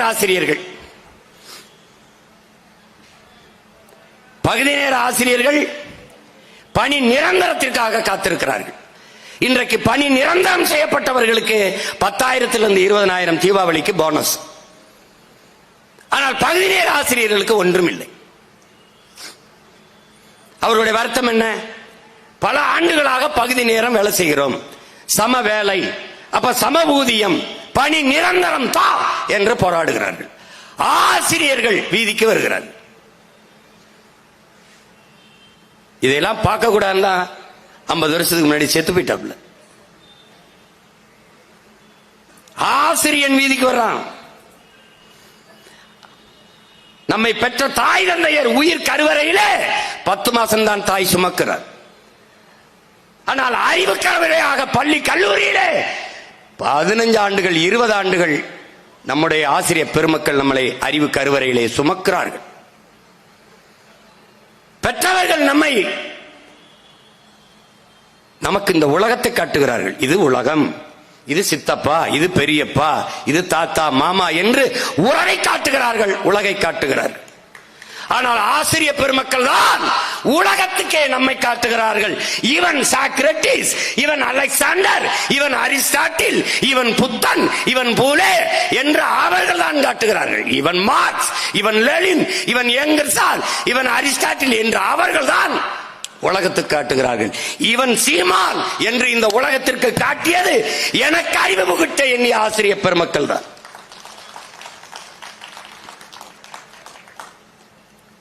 அந்த ஆசிரியர் பெருமக்கள் வீதியில் நின்று போராடுகிறார்கள் என்றால் அந்த சமூகம் அறிவற்ற சமூகமாக மாறிக்கொண்டிருக்கிறது, முறையற்ற நிர்வாகத்தை கொண்ட சமூகமாக மாறிக்கொண்டிருக்கிறது என்று பொருள். மிக முதன்மையானது எது? அடிப்படை உயிர் தேவை எது? உணவு. உணவை விளைவித்து உருவாக்குவன் உழவர் குடியும். அவன் வீதிக்கு வந்து போராடுகிறான். உயிரினும் மேலானது எது? மானம். மானத்தை மறைப்பது ஆடை. ஆடையை நெய்து தருபவன் எவன்? நெசவாளி. அவன் வீதியில் வந்து போராடுகிறான். பிறகு அறிவு. அறிவை வளர்க்கக்கூடிய ஆசிரிய பெருமக்கள் வீதியில் வந்து போராடுகிறார்கள். பிறகு உயிர். உயிரை காக்கக்கூடிய மருத்துவ பெருமக்கள் வீதியில் வந்து போராடுகிறார்கள். தன்னலமற்ற சேவை செய்கிற செவிலிய பெண்கள் வீதியில் நின்று போராடுகிறார்கள். எல்லோரையும் வீதிக்கு வர வைத்து விட்டு இந்த ஆட்சியாளர்கள் சொல்கிறார்கள், நல்ல ஆட்சி கொடுத்துக் கொண்டிருக்கிறோம் என்று சொல்கிறார்கள். எந்த நாட்டிலே அன்பு சொந்தங்களே உழவர் குடியோன், நெசவு குடியோன், ஆசிரிய பெருமக்கள் போற்றப்படுகிறார்களோ அந்த நாடுதான் சிறந்த நாடு என்பதை என் அன்பு தம்பிதங்கள் புரிந்து கொள்ள வேண்டும். எந்த சமூகத்தில் ஆசிரியன் போற்றப்படுகிறானோ, மதிக்கப்படுகிறானோ அந்த நாடு அறிவார்ந்த சமூகமாக வளர்கிறது, வாழ்கிறது என்று பொருள். எந்த தேசத்தில் உழவர் குடியோன் போற்றப்படுகிறானோ அந்த நாட்டில் வறுமை இல்லை, பசி இல்லை, வளமையான நாடாக அந்த நாடு வாழ்கிறது, வளர்கிறது என்று பொருள். எந்த நாட்டிலே நெசவு தலை துவங்குகிறதோ அந்த நாடு நாகரிகமான நாடு, பண்பாடு கொண்ட நாடு என்று பொருள். ஆனால் இங்க அப்படி இல்லையே, அப்படி இல்லையே. எல்லாம் தலையில் முறையற்ற கொடுமையான நிர்வாக முறைக்கு மாறி நிற்கிறது. 2011 அப்போது ஆசிரியர் பணிக்கு சேர்ந்த ஆசிரியர் பெருமக்கள் எல்லாம் 1ஆம் வகுப்பிலிருந்து 8ஆம் வகுப்பு வரைக்கும் பாடம் எடுக்கிற ஆசிரியர் பெருமக்கள் டெட் தேர்வு எழுதி தேர்ச்சி பெற்றால் தான் அந்த ஆசிரியர் பணியை தொடர முடியும் என்று நாடு ஒரு வரைவை கொண்டு வருது. நீதிமன்றம் உத்தரவை பிறப்பிக்கிறது. இப்ப நான் போதிச்சதுல என்ன பிரச்சனை? இப்ப எதுக்கு அவனுக்கு டெட் தேர்வு? 2 ஆண்டுகளில் டெட் தேர்வு எழுதி தேர்ச்சி பெறவில்லை என்றால் வேலை விட்டு வெளியே செல்ல வேண்டும், பணி நீக்கம் செய்யப்படுவீர்கள் என்று ஒரு திட்டத்தை கொண்டு வருது. 21 லட்சம் பேர் இந்த பணியில் இருந்து, இந்த டெட் தேர்வில் அது தோல்வியுற்றால் 21 லட்சம் பேர் வேலையிலிருந்து வெளியில வருவான்.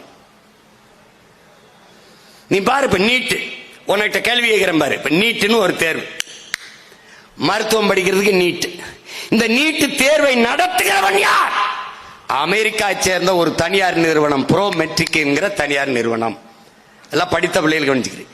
இந்திய நாட்டில் சிறந்த மருத்துவ மாணவர்களை உருவாக்க வேண்டும் என்று அமெரிக்காவில் இருக்கிற தனியார் முதலாளிக்கு என்ன நேர்த்திக்கடன், என்ன வேண்டுதல்? அப்ப உன் நாட்டில் ஒரு மருத்துவ மாணவனை கூட தேர்வு செய்கிற தகுதி, திறமை உனக்கு இல்லைன்னா நீ எப்படி நல்ல தலைவனை தேர்தல் வச்சு தேர்வு செய்வ? எப்படி தேர்வு செய்வ? அந்த நாட்டில் இருக்கிற முதலாளிக்கு இந்த நாட்டில் சிறந்த மருத்துவ மாணவனை உருவாக்க அவசியம் என்ன? இங்க பாரு, இப்போ 12ஆம் வகுப்பு +2 1200க்கு 1190 95 வாங்கிட்டேன். ஆனால் நான் மருத்துவம் படிக்க தகுதியற்றவன். நீட் தேர்வு எழுதி தேர்ச்சி பெறணும். நீட் தேர்வில் தோல்வி விட்டுட்டேன், ஆனால் நான் தகுதியற்ற மாணவன் ஆயிடுறேன். 850 எல்லையில பார்டர்ல மார்க் வாங்கி பாஸ் பண்ணிருக்கான் ஒருத்தன், 900 மதிப்பெண் 800 மதிப்பெண் வாங்கியிருக்கான். ஆனா நீட் தேர்வுல தேர்ச்சி பெற்றுறான், அவன் மருத்துவம் படிக்க தகுதியான மாணவன். எப்படி முறை இருக்குது? நான் நீட் தேர்வில் தேர்ச்சி பெற்று வந்துட்டேன். பாடம் நடத்துகிற பேராசிரியர் பெருமக்கள் யார்? மருத்துவ கல்லூரியிலே அதே பேராசிரியர்கள் தான், பழைய பேராசிரியர்கள் தான், நீட் தேர்வு எழுதியவர்கள் இல்ல. பாடத்திட்டம் எது? அதே பழைய பாடத்திட்டம் தான். அப்ப நமக்கு என்ன கேள்வி வருது? ஒரு அச்சு, ஒரு மண்ணு, யாரு உட்கார்ந்து அறுத்தாலும் ஒரே மாதிரி தான் செங்கல் வரும். ஒன்னு அச்சை மாத்தணும், இல்ல மண்ணை மாத்தணும். ஆனால் அது ரெண்டையும், பாடத்தையும் பேராசிரியரையும் அப்படியே வைத்துக் கொண்டு மாணவர்களை நீட் எழுதிவா நீட் எழுதிவா என்று நீட்டிக் கொண்டிருந்தால் நீட்டுகிற கையை வெட்டணுமா வேணாமா என்பதை அறிவார்ந்த தமிழ் சமூக மக்கள் சிந்திக்கணும். இப்ப நீ என்ன செய்வ? இந்திய மெடிக்கல் கவுன்சில் என்னை ரெகக்னைஸ் பண்ணவன, அங்கீகரிக்க வேணாம், போயிட்டு இரு. அவ்வளவுதானே, அவ்வளவுதானே. உத்தரப்பிரதேசத்துக்கு 18,000 கோடி ஒதுக்கி இருக்கு, நமக்கு வெறும் 4,000 கோடி தான் ஒதுக்கி இருக்கு. பாரதிய ஜனதா ஆளுகிற மாநிலத்திலாம் அதிகமா அவங்களுக்கு நிதி கொடுத்திருக்கு, நமக்கு கொடுக்கல அப்படின்னு. நான் முதலமைச்சர் ஆனு ஒரு தடவை ஒதுக்க சொல்ல பார்ப்பேன். நான் மொத்தமே ஒதுக்கிடுவேன், மொத்தமா ஒதுக்கிறேன். போய வா, வெள்ளக்காரங்காலத்துல தான் வரிகொடா இயக்கம் நடத்த முடியுமா? இந்த கொள்ளைக்கார காலத்திலும் காமராஜர் பேரன் பிரபாகரன் மகன் வரிகொடா இயக்கம் நடத்துவேன். மொத்த மக்களுக்கு ஒரு வரி கிடையாது. என்ன பண்ணுவேன்? என் வரி எனக்கு, என் நிலம் என் வளம் எனக்கு, என் மண்ணில் வளம் என் மக்களுக்கு, என் மக்களின் வரி என் மக்களுக்கு. கதை முடிஞ்சு. என்ன பண்ணுவ? சரி, நீ என்ன பண்ணிடுவேன்? என்ன பண்ணுவ? ஆட்சியை கிளப்பிய, மறுபடியும் தேர்தல் வைப்பில்ல, அப்ப போட்டிடுவேன். அப்ப நீ ஜெயிப்பியா நான் ஜெயிப்பேனா? நான் தான் ஜெயிப்பேன். ஏன்? நான் என் மக்களோட நிக்கிறேன், மக்களுக்காக நிக்கிறேன். அவ்வளவு மானம் கட்டவில்லை என் மக்கள். எவன் எனக்கானவன் எவன் ஊரானுக்கானவன் தெரியாமையா இருக்கான்? இந்த 4-5 மாசத்துல தெரிஞ்சிரும் பாரு, மொத்தமா தெரிஞ்சிடும். அவனுக்கு அவ்வளவு மக்கு கிடையாது. இங்க யாரும் மக்கா இருந்தா 36 லட்சம் ஓட்டு போட்டு என்னை 3வது பெரிய கட்சி ஆகியிருக்க மாட்டான். புரியுதா?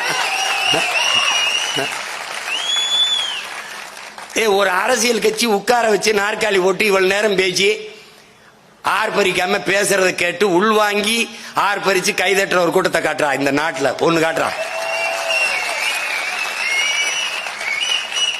பேசும்போது குய்யோ குய்யோ குய்யோ குய்யோன்னு கத்திக்கிட்டு முத நாள் தேட்டர்ல ஃபர்ஸ்ட் ஷோ பாக்குற வர்ற மாதிரி ஐயோ ஐயா அவனும் படம் பார்க்க மாட்டான், அடுத்தவனையும் பார்க்க விட மாட்டான்.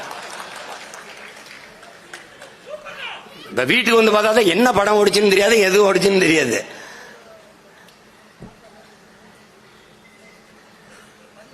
இது போலதான் இந்த நீட்டு தேர்வு போலதான். நீட்டு எழுதும் போது நீ என் அன்பை என் உடன் பிறந்தவனே என் தம்பி தங்கையிலே கவனிச்சுக்கிறங்க. எந்த மாநிலத்திலும் இவ்வளவு நெருக்கடிகள் கிடையாது. துப்பட்டாவை கலட்டு, முடியை அவுத்து விடு, தோடை எடு, மூக்குத்தி எடு, உள்ளாடையை கலட்டு, இந்த சித்திரவதைகள் இந்தியாவில் எந்த மாநிலத்திலும் இல்லை. நல்லா கவனிச்சுக்க. என் நிலத்தில் மட்டும்தான் மூக்குத்திய கலட்டு பிட்ட கொண்டு போயிருவாங்க. இதான் அறிவார்ந்த எவனாவது சண்டை போட்டு கேட்டாடே, இந்த மூக்குத்தியில பிட்ட கொண்டு போயிட முடியாண்டா, இந்த தோடுல கொண்டு போயிட முடியும் என்னடா, இந்த தலை மைத்துக்குள்ள கொண்டு போயிட, இந்த மைத்து பிட்ட கொண்டு போய் எழுதிட முடியும் ஏண்டா, அது கொண்டு போயிட முடியும்.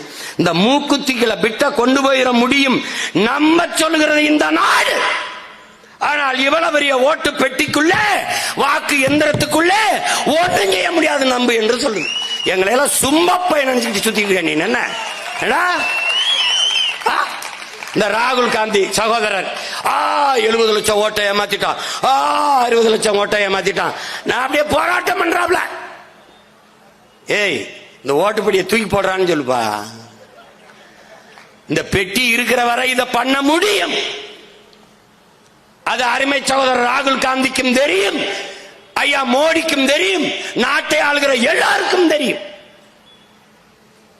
ஏனென்றால் உலகத்திலேயே இந்த வாக்கு எந்திரத்தை வச்சிருக்கிற 2 நாடு, நைஜீரியா, ஒன்னு இந்தியா. இதுக்கு முன்னாடி பங்களாதேஷ் இருந்துச்சு, தூக்கி போட்டுருச்சு. இந்த 2 நாடும் ஊழலில் பெருத்த நாடுகள், எல்லாம் வாக்கு சீட்ல தான் வச்சிருக்கான். இந்தியாவுக்கு இந்த வாக்கு எந்திரத்தை தயாரித்து கொடுக்கிற ஜப்பான் மைக்ரோ எலக்ட்ரானிக் சிப்புங்கிற அந்த நிறுவனம், அவன் ஜப்பானோட, அவனே வாக்கு சீட்டு தான். ஐயா சுப்பிரமணிய சாமி கொடுத்த பேட்டி இருக்கு. ஜப்பான்காரன் கேட்டேன், நீ ஏன் இந்த ஓட்டு பெட்டியை பயன்படுத்துறது இல்லை அப்படின்னு. ஆர் யூ மேட் அப்படின்னு கேட்டாரா. நீ என்ன பைத்தியமாடா என்ன இந்த கேள்வி கேட்கிறேன். அப்படின்னா என்ன அர்த்தம்? நாம எல்லாம் பைத்தியக்கார பயலுகன்னு அர்த்தம். அதை சொல்ல அவருக்கு துணிவு இருக்கா? இந்த வாக்கு எந்திரம் வேண்டாம் என்று அவருக்கு சொல்ல துணிவு இருக்கா? இதில் ஒன்றும் செய்ய முடியாது. என் தங்கச்சி மூக்குத்திக்குள்ள தோடுல விட்டு கொண்டு போயிருவாங்கிறான். நீ நம்பிட்டு இருக்க. அன்னைக்கே அந்த தேர்வக அரங்கத்தை முற்றுகையிட்டு அடிச்சு விரட்டினோம்னு வச்சுக்க, தொலைச்சிருக்கணும். வட இந்தியாவில் மேலாளர் சூப்பர்வைசர் வெளியில் நிக்கிறான். இவன் புத்தகத்தை பார்த்து எழுதிக்கிட்டு இருக்கான். எழுதியிருக்கான் பாரு எழுதியிருக்கான். வேணா காணொலி இருக்கு, அனுப்பி விடுறேன் பாத்துக்க. இல்லைன்னா அடுத்த தடவை திரைட்டு காட்டுறேன். 700 பேர் எழுதின தேர்வில் 800 பேர் தேர்ச்சி பெற்றிருக்காங்க. எப்படா நீட்ட தேர்ச்சி பெற்றவர் மாணவன் ஒருவனிடத்தில் ஒரு ஊடகவியலாளர் அந்த கேள்வித்தாளர் இருக்க கேள்வியை கேட்கிறார். ஒரு கேள்வி கூட பதில் சொல்ல தெரியல. எப்படா எப்படி இதை அனுமதிக்கிறது இந்த நாட்டை ஆளுகிற ஐயா ஸ்டாலின் அவர்கள். இந்த எளிய மகன் நான் கேட்கிற கேள்வியை கேட்டுக்கணுமா இல்லையா? ஒரு மூக்குத்திக்குள்ள பிட்ட கொண்டு போயிட முடியும்னு என்னடா சேட்டை பண்ணிக்கிட்டு இருக்கேன்னு கேட்கணுமா இல்லையா? கேட்டுக்கணுமா இல்லையா? என் பிள்ளையின் உள்ளாரையை கலட்டிட்டு உள்ள அனுப்பினார் அவ என்ன மனநிலையில் தேர்வு எழுதுவாள்? அவ துப்பட்டாவை எடுத்து சுழியால் அரக்கையா வெட்டி தலைமுடியா விரிச்சு ஒரு மணி நேரத்துக்கு முன்னாடி எந்த தொந்தரவும் இல்லாம படிச்சதை நினைவுபடுத்தி கொண்டு நல்ல மனநிலையில் என் பிள்ளை தேர்வறைக்குள் நுழைய வேண்டும். ஆனால் நீ படாத பாடுபடுத்தி உள்ள அனுப்புற. சரி, அந்த அது செய்யற போலீஸ் யாரு? நம்ம ஐயா போலீஸ் தான். உங்க வீட்டில் யாராவது நீட் எழுது, ஏன்னா நீட் எழுத போறதில்லை. உங்க வீட்டில் யாரும் டாக்டராகவோ இன்ஜினியராகவோ இல்ல இதுல நீ ஒண்ணு கேட்கிறேன், இந்த நாட்டை எத்தனை பேரும் ஆண்டிருக்கான்? எத்தனை பேர் ஆண்டிருக்கான்? எவன் மகனாவது மிலிட்டரிக்கு போயிருக்கானாடா? எவன் மகனாவது நாட்டை பாதுகாக்கிற பணிக்கு போயிருக்கானா? அது வேணா போவான். ஏன்னா இங்க முதலமைச்சர் மகன், அப்புறம் முதலமைச்சர், அந்த முதலமைச்சர் மகன் முதலமைச்சர், அவன் அமைச்சர், இப்படிதான் வருவான். நாங்க அமைச்சரா தான் இருப்போம். நாங்க அதெல்லாம் நீங்க ஏன் நீட் எழுத போறிய? இப்ப என்ன ஒரு திறந்த மனதோடு நம்ம சொல்றோம்னா எல்லாரும் தேர்வு எழுதுவோம். என்னை கேட்டா அந்த ஓட்டு போடுறவனு கூட ஒரு தேர்வு வச்சிருவோம். நானும் எழுதுறேன். இந்த நாட்டில் அறிவியல், உயிரியல், புவியியல், வரலாறு, இலக்கியம், வேளாண்மை, பொருளாதாரம், உலக அரசியல், சூழியல் எல்லாத்துக்கும் ஒரு சிலபஸை தயாரிப்போம். ஆமா, தயாரிச்சு வந்து நம்ம என்ன பண்ணுவோம், ஒரு பாடத்தை வைப்போம். ஃபர்ஸ்ட் என்ன பண்ணுவோம், தேர்வு எழுதுவோம். எம்எல்ஏ ஆயிட்டோம், சரி, அதை மக்கள் தெரியாம போட்டான். இப்ப மந்திரி ஆகக்கூடாது, அப்ப என்ன பண்ணும், இந்த பரீட்சையில பாஸ் ஆகும். இந்த தேர்வு எழுது, அந்த தேர்வு எழுது, டெட் எழுது, நீட் எழுது, எக்ஸிட் எழுது, நீட் எழுது, எல்லாம் சொல்ற இவன் எந்த தேர்வு எழுதுனா? மக்கள் தேர்வு செஞ்சிட்டாங்க. மக்களுக்கு நீ என்ன இதை கொடுத்த அறிவு? நான் தேர்தல் ஆணையத்தில் கேட்டேன்ல, என்ன கேட்டேன், சின்னத்தை எடுத்துரு, என்ன முறைக்கு வா, அமெரிக்கா மாதிரி 101, 201, 51, 91 நம்பருக்கு வாங்கினேன். படிக்காதவன் என்ன பண்ணுவான்னு கேட்டாப்ல. படிக்காதவர்கள் என்ன செய்வார்கள் என்று தேர்தல் ஆணையர் கேட்டார். உங்க மகன் என்ன கேட்டிருப்பேன்னு நினைக்கிறேன், உங்க அண்ணன் 75 வருஷம் விடுதலை வெற்றி இருந்தாலும் அவனை படிக்க வைக்காம என்ன புடிங்கிட்டு இருந்தான்னு கேட்டேன். 75 வருஷமா 1-2 கூட படிக்க வைக்காம என்னடா பண்ணிட்டு இருந்த? படிக்காதவன் எப்படா தனக்கான நல்ல தலைவனை தேர்வு செய்வான்? பைத்தியக்காரா, இப்படி தாண்டா கூடுவான், கூட்டத்தில் போய் சிக்கி சாவான். இப்போலாம் ரொம்ப கொலவெறியும் வச்சுக்க, இரு உன்னை அடுத்த கூட்டத்துக்கு உள்ள தள்ளி விடுறேன்னு இருக்கேன். நாம ஏன் இவனை போட்டு கொண்டு ஜெயிலுக்கு போகணும்? போட அந்த கூட்டத்துக்கு போடானா நசுக்கி செத்துட்டு வா அப்படின்ட்டு. நீ என்ன மனநிலையில் இருக்க? ஆத்துல அழகிற இறங்கினாலும் கூடுறா, ஆட்டக்காரன் வீதிக்கு வந்தாலும் போறா. ஆட்டுக்கார அலமையில் நாங்கெல்லாம் சின்ன பிள்ளையா இருக்கும்போது ஆட்டுக்கார அலமையில் நடிச்ச ஆடு வருதுன்ட்டு பல ஆயிரக்கணக்கில் கூட்டிட்டான். அந்த ஆடு இருந்தா நேரம் அமைச்சராக இருந்திருக்கும். அவ்வளவு அறிவார்ந்த சமூகமா இது போய்கிட்டு இருக்குது. இது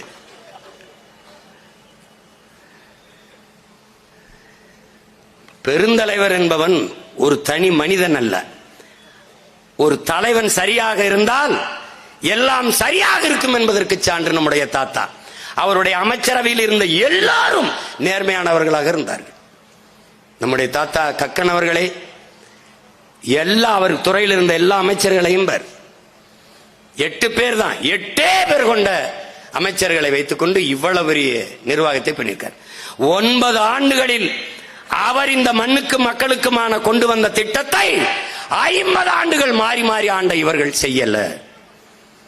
எதையும் வளர்த்ததில்லை, இவர்கள் அழித்ததுதான்.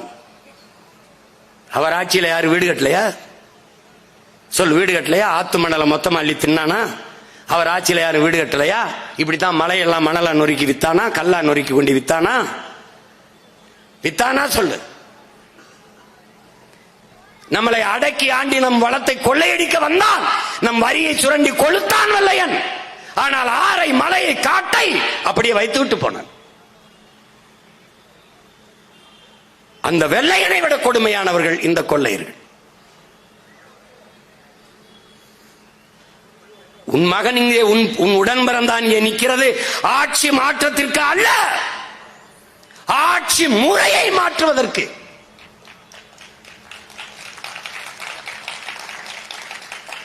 அமைப்பை மாற்றுவதற்கு,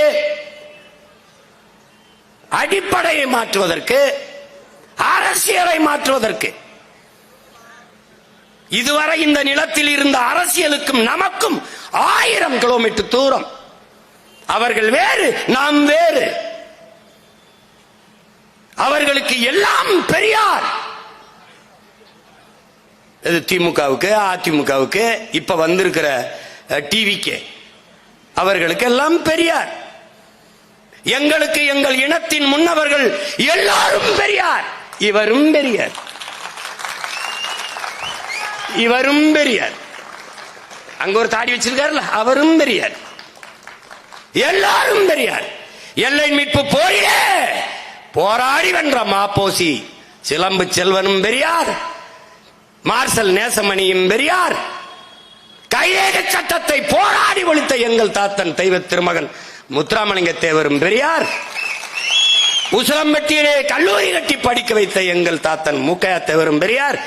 1000 பெரியார். இது சொந்த பெரியார் எங்களுக்கு.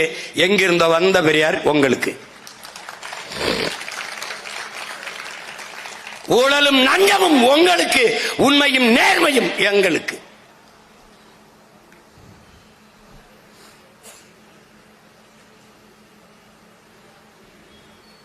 செய்தி விளம்பர அரசியல் உங்களது, செயல் சேவை அரசியல் எங்களுடையது.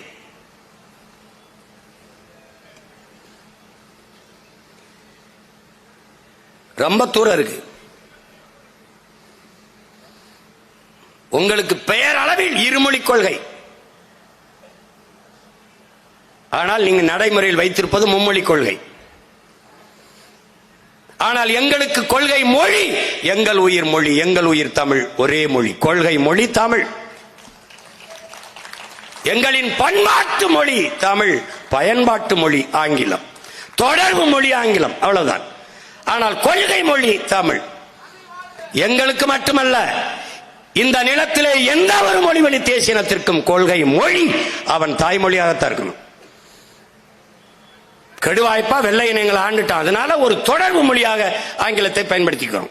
இந்தி, இந்தியை படித்துக் கொண்டு இந்த நிலத்தை விட்டு வேறு எந்த நிலத்தில் தொடர்பு கொள்வாய்? இங்கிலீஷே எல்லா இடத்திலும் பயன்படாது. ஜெர்மன், பிரான்ஸ் எல்லாம் பேச முடியாது. பிரான்ஸ் எல்லாம் ஒரு வார்த்தை உன் ஆங்கிலம் அங்க பேச பயன்படாது, பேச மாட்டான். சான்று நானே. ஒன்னும் கேட்கல, வழிதான் கேட்டேன்.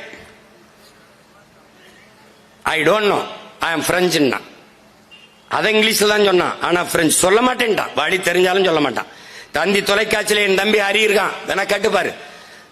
ஐநாவில போய் நிற்கும் போது வழி தெரியல, இந்த தளத்திலிருந்து அந்த தளத்துக்கு போறதுக்கு எவ்வளவோ கேட்டு பார்த்தான், ஒருத்தன் கூட பதில் சொல்ல. எங்களுக்கு அவன் பேச மாட்டான். நம்மள மாதிரி மானங்கட்டவர்கள் அல்ல அவர்கள். அடுத்தவன் மொழி எனக்கு அறிவல்ல என்கிற தெளிவும் புரிதலும் அவர்களுக்கு உண்டு. உனக்குத்தான் இக்கரைக்கு அக்கறை பச்சை, அவனுக்கு மின்னுவதெல்லாம் பொன்னல்ல. All the glitters is not gold. அவனுக்கு, உனக்கு இக்கரைக்கு அக்கறை பச்சை, இதான் உன்னுடைய தத்துவம். அவனுக்கு மின்னுவதெல்லாம் பொன்னல்ல. உங்கள் பிள்ளைகள் நாங்கள் வைக்கிற கோட்பாடு எக்கரைக்கும் இக்கரையே பச்சை, அதான் நாங்க வைக்கிற தத்துவம். அவர்களுக்கு நமக்கு நிறைய வேறுபாடு இருக்கு. அவர்களுக்கு ஐயா ஈவே ராமசாமி, அண்ணா, இந்த அண்ணாதுரை அவர்கள், ஐயா கருணாநிதி அவர்கள், ஐயா எம்ஜிஆர் அவர்கள், ஐயா ஜெயலலிதா, அம்மா ஜெயலலிதா அவர்கள், இவர்கள் தான் இவர்கள் அரசியல் அடையாளம், பொலிட்டிக்கல் ஐகான் ஐடென்டிட்டி. நான் எங்களுக்கு அப்படி இல்லை. என்றைக்கு ஆனா என் தாய்மொழியின் முதல் எழுத்தை எழுத தொடங்கினானோ அன்னைக்கு என்னோட அரசியல் பிறந்துருச்சு, அன்னைக்கே பிறந்துருச்சு. உலகத்தில் பல்வேறு நிலப்பரப்பை வென்று 3வது பெரிய பேரரசை நிறுவிய மன்னன் என்னுடைய பாட்டன் சோழன். அந்த சேர சோழ பாண்டிய வரலாறு என்னுடைய அரசியல். அவனுடைய தொடர்புல எனக்கு 1000கணக்கானது இருக்கு. நாட்டின் விடுதலைக்கு செக்கெழுத்து பல ஆண்டுகள் தூக்குல தொங்கிய பரம்பரையில் வந்தவன் நாங்க. சிறைப்பட்டு மிதிப்பட்டு வந்தவன். இவர்கள் சொல்ற தலைவர்ல விடுதலைக்காக எத்தனை பேர் சிறையில் இருந்திருக்கான்? இந்த 50 ஆண்டுகளுக்குள்ளே 50,000 ஆண்டுகளுக்கு மூத்த தமிழர் என்கிற தேசியத்தின் வரலாற்றை சுருக்குவார்கள். தமிழனின் எல்லா பெருமையும் ராமசாமி என்கிற ஐயாவின் முதுகுக்கு பின்னாடி வைத்து மறைப்பார்கள். அதான் என் தம்பி சொன்ன பாருங்க, அருண் ஜெயசீலன். தமிழெண்ணை சிலை நாடக உலகின் தந்தை சங்கரா சுவாமிகள் தூக்கிட்டான். தமிழ் தாத்தா உவே சாமிநாதையர் சிலையை தூக்கிட்டான். ஆனால் தெருவெங்கும் ஐயா ராமசாமிக்கு சிலை இருக்கு, ஐயா எம்ஜிஆருக்கு சிலை இருக்கு, அம்மா ஜெயலலிதாவுக்கு சிலை இருக்கு. இதெல்லாம் போக்குவரத்துக்கு இடையூறு அல்ல. திராவிடனுக்கு எது இடையூறு? தமிழ், தமிழன் முன்னோர் எல்லாம். இந்த நாட்டு விடுதலைக்கு போராடிய பெருந்தலைவன் காமராஜர் இன்னைக்கும் பாரு சிலை அணிக்கும் போது ஜெயிலில் இருப்பான். நாட்டு விடுதலைக்கு போராடிய நம்முடைய தாத்தா முத்துராமலிங்க தேவர் சிலை அணிக்கும் போதும் சிறையில் இருப்பார். ஆனால் வந்தவன் போனவன் எல்லாம் தெருவில் இருப்பான். நாட்டு விடுதலைக்காக சிறையில் இருந்தவன் விடுதலை அடைந்த நாட்டிலேயும் சிலை அணிக்கும் போதும் சிறையில் இருக்கான் என்றால் மான தமிழர்கள் மாண்டு சாகலாம். கேவலம். நான் வரேன்டா, தொட்டுடா பாப்பா. ஒரு தடவை என் முன்னவர்கள் சிலையை தொட்டுடா, சிசிடிவி கேமரா வச்சு அப்படியே சிலை எடா செய்யல, என்ன சிலையை தூக்குடா, கம்பியை தூக்குடா, வைடா கேமராவை, நீ தொட்டுடா. அதுக்கப்புறம் அடுத்த நொடி உயிர் இருந்தானே நினைக்கிறேன். பாரா பாப்பா, நீ தொடு பாப்பா.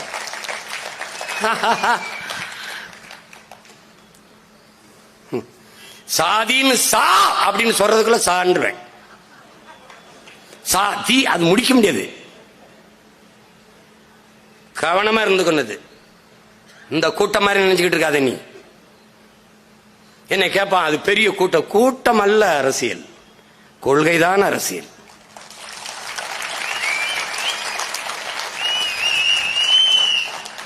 அதை விட பெரிய கூட்டம் எனக்கு வரும். பிப்ரவரி 7ஆம் தேதி நீ பாப்ப எப்படி கூட்டம் வருதுன்னு. நீ பாப்ப இந்த கூட்டம் எப்படி கூட்டம்னு பாப்ப. நான் அரசியல் கட்சி நடத்தல, மக்கள் ராணுவம் கட்டி நடந்து. மக்கள் ராணுவம்.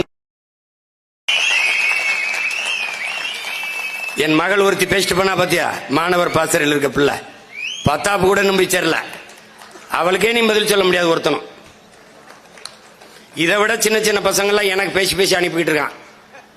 என்ன கேட்கறாங்க, ஒன்னே மாதிரியே எல்லாரும் பேசுறான்னு. அப்ப மாதிரி பிள்ளை இருக்கும், அண்ணன் மாதிரி தம்பி தங்கச்சி இருக்கும். அவ்வளவுதான். இதுல அப்படித்தானே இருக்கணும். வேற ஆள் மாதிரி பேசினாதான் சந்தேகிக்கணும். என் வளர்ப்பு தப்பா இருக்குன்னு அர்த்தம். இது மக்கள் ராணுவம். சீருடை அணியல, ஆயுதம் தூக்கல, ஆனால் அறிவாயுதம் ஏந்திய அரசியல் புரட்சி படை இது. 2,80,000 ராணுவ வீரர்கள் இலங்கை ராணுவத்திலே. வெறும் 25,000 விடுதலை புலிகள். 35 வருடம் சண்டையிட்ட மறவன் என் உயிர் தலைவன் மேதகவே பிரபாகரன் அவர்கள். 500 சிங்கள ராணுவ வீரனுக்கு ஒரு புலி மறவன் இணையான வீரன்.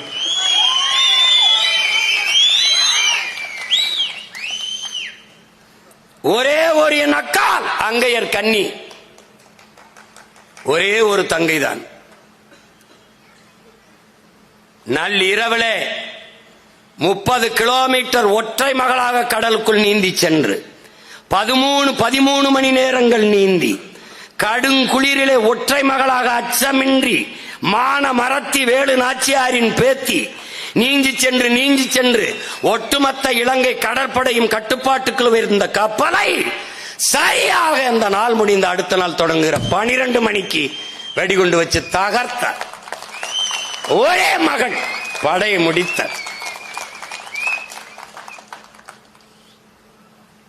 நான் வைத்திருப்பது பதர்கள் அல்ல, நெல் மணிகள்.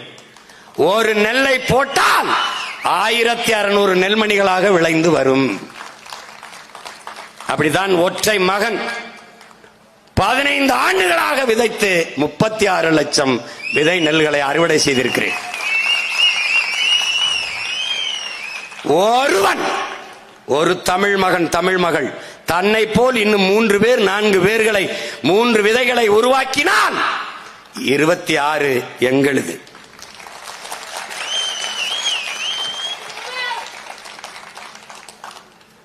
மகாபாரத போர் என்ன நமக்கு இலக்கிய சான்று இருக்கு. அங்க போர் நடந்துகிட்டு இருக்கும்போது, பாரத போர் நடந்துக்கும் போது நம்ம பாட்டேன் பெருஞ்சோற்று உதயன் சேரலாதன் போய் அங்க வண்டி வண்டியா சோறாக்கி போட்டிருக்கான். சங்க இலக்கியத்தில் பாட்டு இருக்கு. அப்ப நான் கூட கோட்டேன், நீ போர் போட்ட போது சோறு போட்ட வேண்டாம். நானு போர்ல போதித்தார் கிருஷ்ண பரமாத்மா அர்ஜுனனுக்கு. கிருஷ்ண பரமாத்மா எங்க மாயோன் எங்களுடைய கண்ணன் செய்த அந்த போதனை தான் கீதா உபதேசம். அதான் பகவத்கீதை. போர் போட்ட போது கிருஷ்ண பரமாத்மா போதித்தது உனக்கு வேதம் என்றால், அந்த நீ போரை போடும் போது சோரை போட்டானே என் பாட்டன், அவனுக்கு அப்ப எது வேதம் என்று கேட்டேன். யார்கிட்ட பதில் இருக்கு? இல்ல. அப்ப பாரத போர், கௌரவர் 100 பேர், பாண்டவர் 5. வென்றது யார்? பாண்டவர். காரணம், உடன் இருந்த கிருஷ்ண பரமாத்மா. இந்த மகன் என்னோடு என் பிள்ளைகளோடு இருப்பது யார்? என் தலைவன் பிரபாகரனின் ஆத்மா, எங்கள் மாவீரர்களின் ஆத்மா, எங்கள் முன்னவர்களின் ஆத்மா, என் தாத்தன் காமராஜுவின் ஆத்மா, என் தெய்வ திருமகன் என் தாத்தா முத்துராமலிங்க தேவரின் ஆத்மா, எங்கள் பாட்டனார் செக்கிழுத்த செம்மல் வஉசியின் ஆத்மா, எங்கள் முன்னவர்களின் கனவு எங்களை வழி நடத்துது. கண்கள் வழி நடத்தி கால்கள் நடக்க கூடாது, கனவு வழி நடத்தி கால்கள் செல்ல வேண்டும். எங்கள் இனத்தின் விடுதலை என்கிற புனித கனவு இந்த பிள்ளைகளை வழிநடத்தி செல்கிறது. அதனால் தத்துவத்தில், பயணத்தில், பாதையில் எந்த தடுமாற்றமும் இல்லை. சமரசமின்றி சண்டை. 26லும் தேர்தலிலே தனித்துத்தான், 29லும் தேர்தலில் தனித்துத்தான் களத்தை நீம்பார்.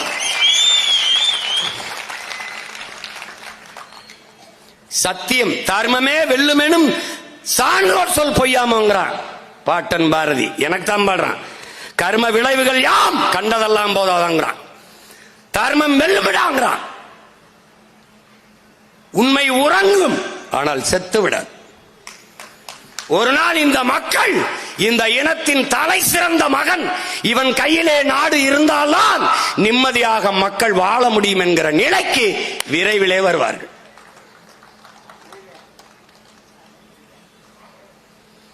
நீங்க பார்க்கதான் போறீங்க.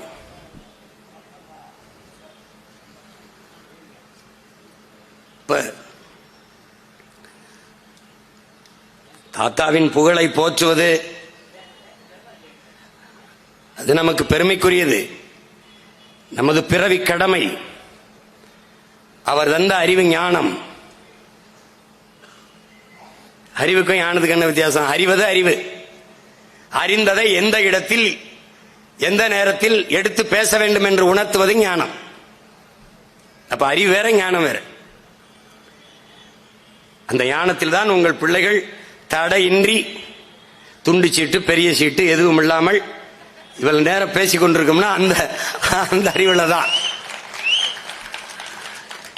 எங்கள் முன்னவர்களின் கனவு எங்களை வழிநடத்துகிறது.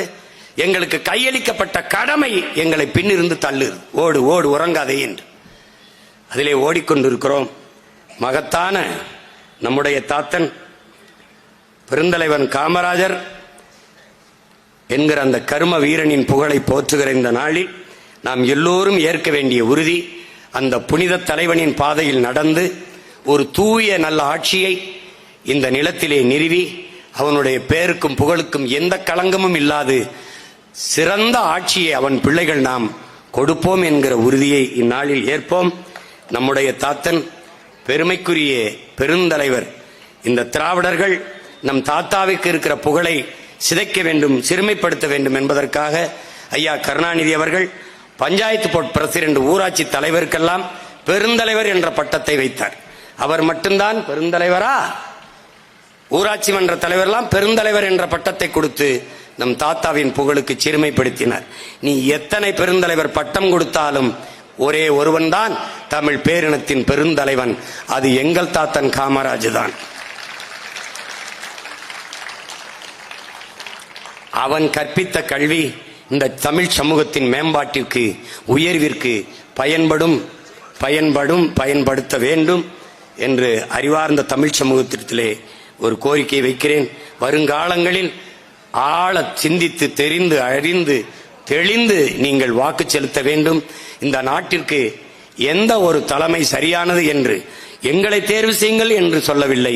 எது சரியோ அதை தேர்வு செய்து முடிவெடுத்து வாக்கு செலுத்துங்கள். நாங்கள் முன்வைக்கிற கோட்பாடு, உழவு இல்லை என்றால் உணவு இல்லை, உணவு இல்லை என்றால் உயிர்கள் இல்லை, உயிர்கள் இல்லை என்றால் உலகம் இல்லை. எனவே உழவை மீட்போம், உலகை காப்போம் என்ற தத்துவத்தை முன்வைக்கிறோம். உழவே தலை, சுழன்றும் ஏற்பின்னது உலகம், அதனால் உழந்தும் உழவே தலை என்ற வேதத்தை நம்முடைய மறைமொழியும் நமக்கு கற்பித்து தந்திருக்கிறான். அதுபோல விவசாயி சின்னத்திற்கு நீங்கள் வாக்கு செலுத்தினால் அவனும் வாழுவான், உங்களையும் வாழ வைப்பான். உலகத்தில் யார் வேண்டுமானாலும் தோற்கலாம், உழவர் குடியோன் வேளாண்குடி மகன் தோற்றான் என்ற செய்தி வரக்கூடாது. ஏனால் உப்பிட்டவரை உயிர் உள்ளவரை நினை என்கிறது. அப்ப உணவிட்டவனை எத்தனை ஒரு தடவையாவது நினை என்கிறோம் உங்கள் பிள்ளைகள். வாக்கு செலுத்துகிற அந்த ஒரு மணி நேரத்தில் ஒரு நிமிட நேரமாவது அவனை தயவு செய்து நினையுங்கள் என்று நாங்கள் வேண்டுகிறோம். பாருங்கள், படத்திலே ஒரு பிள்ளையும் பெறாத நம்முடைய தாத்தன் பெருந்தலைவர் 2 பிள்ளைகளை எல்லோரும் சிலை வைத்தார்கள். நாட்டிலே எல்லோருக்கும் விரலை நீட்டுவார்கள், கையை காட்டுவார்கள், 2 விரலை காட்டுவார்கள், இப்படி காட்டுவார்கள். ஒரே ஒரு தலைவன் தான் 2 பிள்ளைகளை கூட்டிக் கொண்டு போய் பள்ளிக்கூடத்துக்கு சேர்க்கிறதுக்கு 2 பிள்ளைகளை கூட்டிக் கொண்டு போவான். திருமணம் செய்து ஒற்றை பிள்ளையும் பெறாதவன் சிலையாக நிற்கும் போதும் பிள்ளைகளை பள்ளிக்கூடத்துக்கு அழைத்துட்டு போறது மாதிரி சிலை அவனுக்கு மட்டும்தான் இருக்கும். அந்த தாத்தனின் செயல்களை சிந்தனையில் ஏற்றி எதிர்கால தமிழ் பிள்ளைகளே, ஒரு வலிமைமிக்க வளமையான தமிழ் சமூகத்தை மாற்றி படைக்க இளைய தலைமுறை புரட்சியாளர்களாக எழுந்து வாருங்கள். புரட்சி எப்போதும் வெல்லும். நாளை நமது வெற்றி அதை சொல்லும். நம் இலக்கு ஒன்றுதான், இனத்தின் விடுதலை. இனம் ஒன்றாவோம், இலக்கை வென்றாவோம். நாம் தமிழர். தமிழ்தாய் வாழ்க, தலைவர் பிரபாகரன் வாழ்க.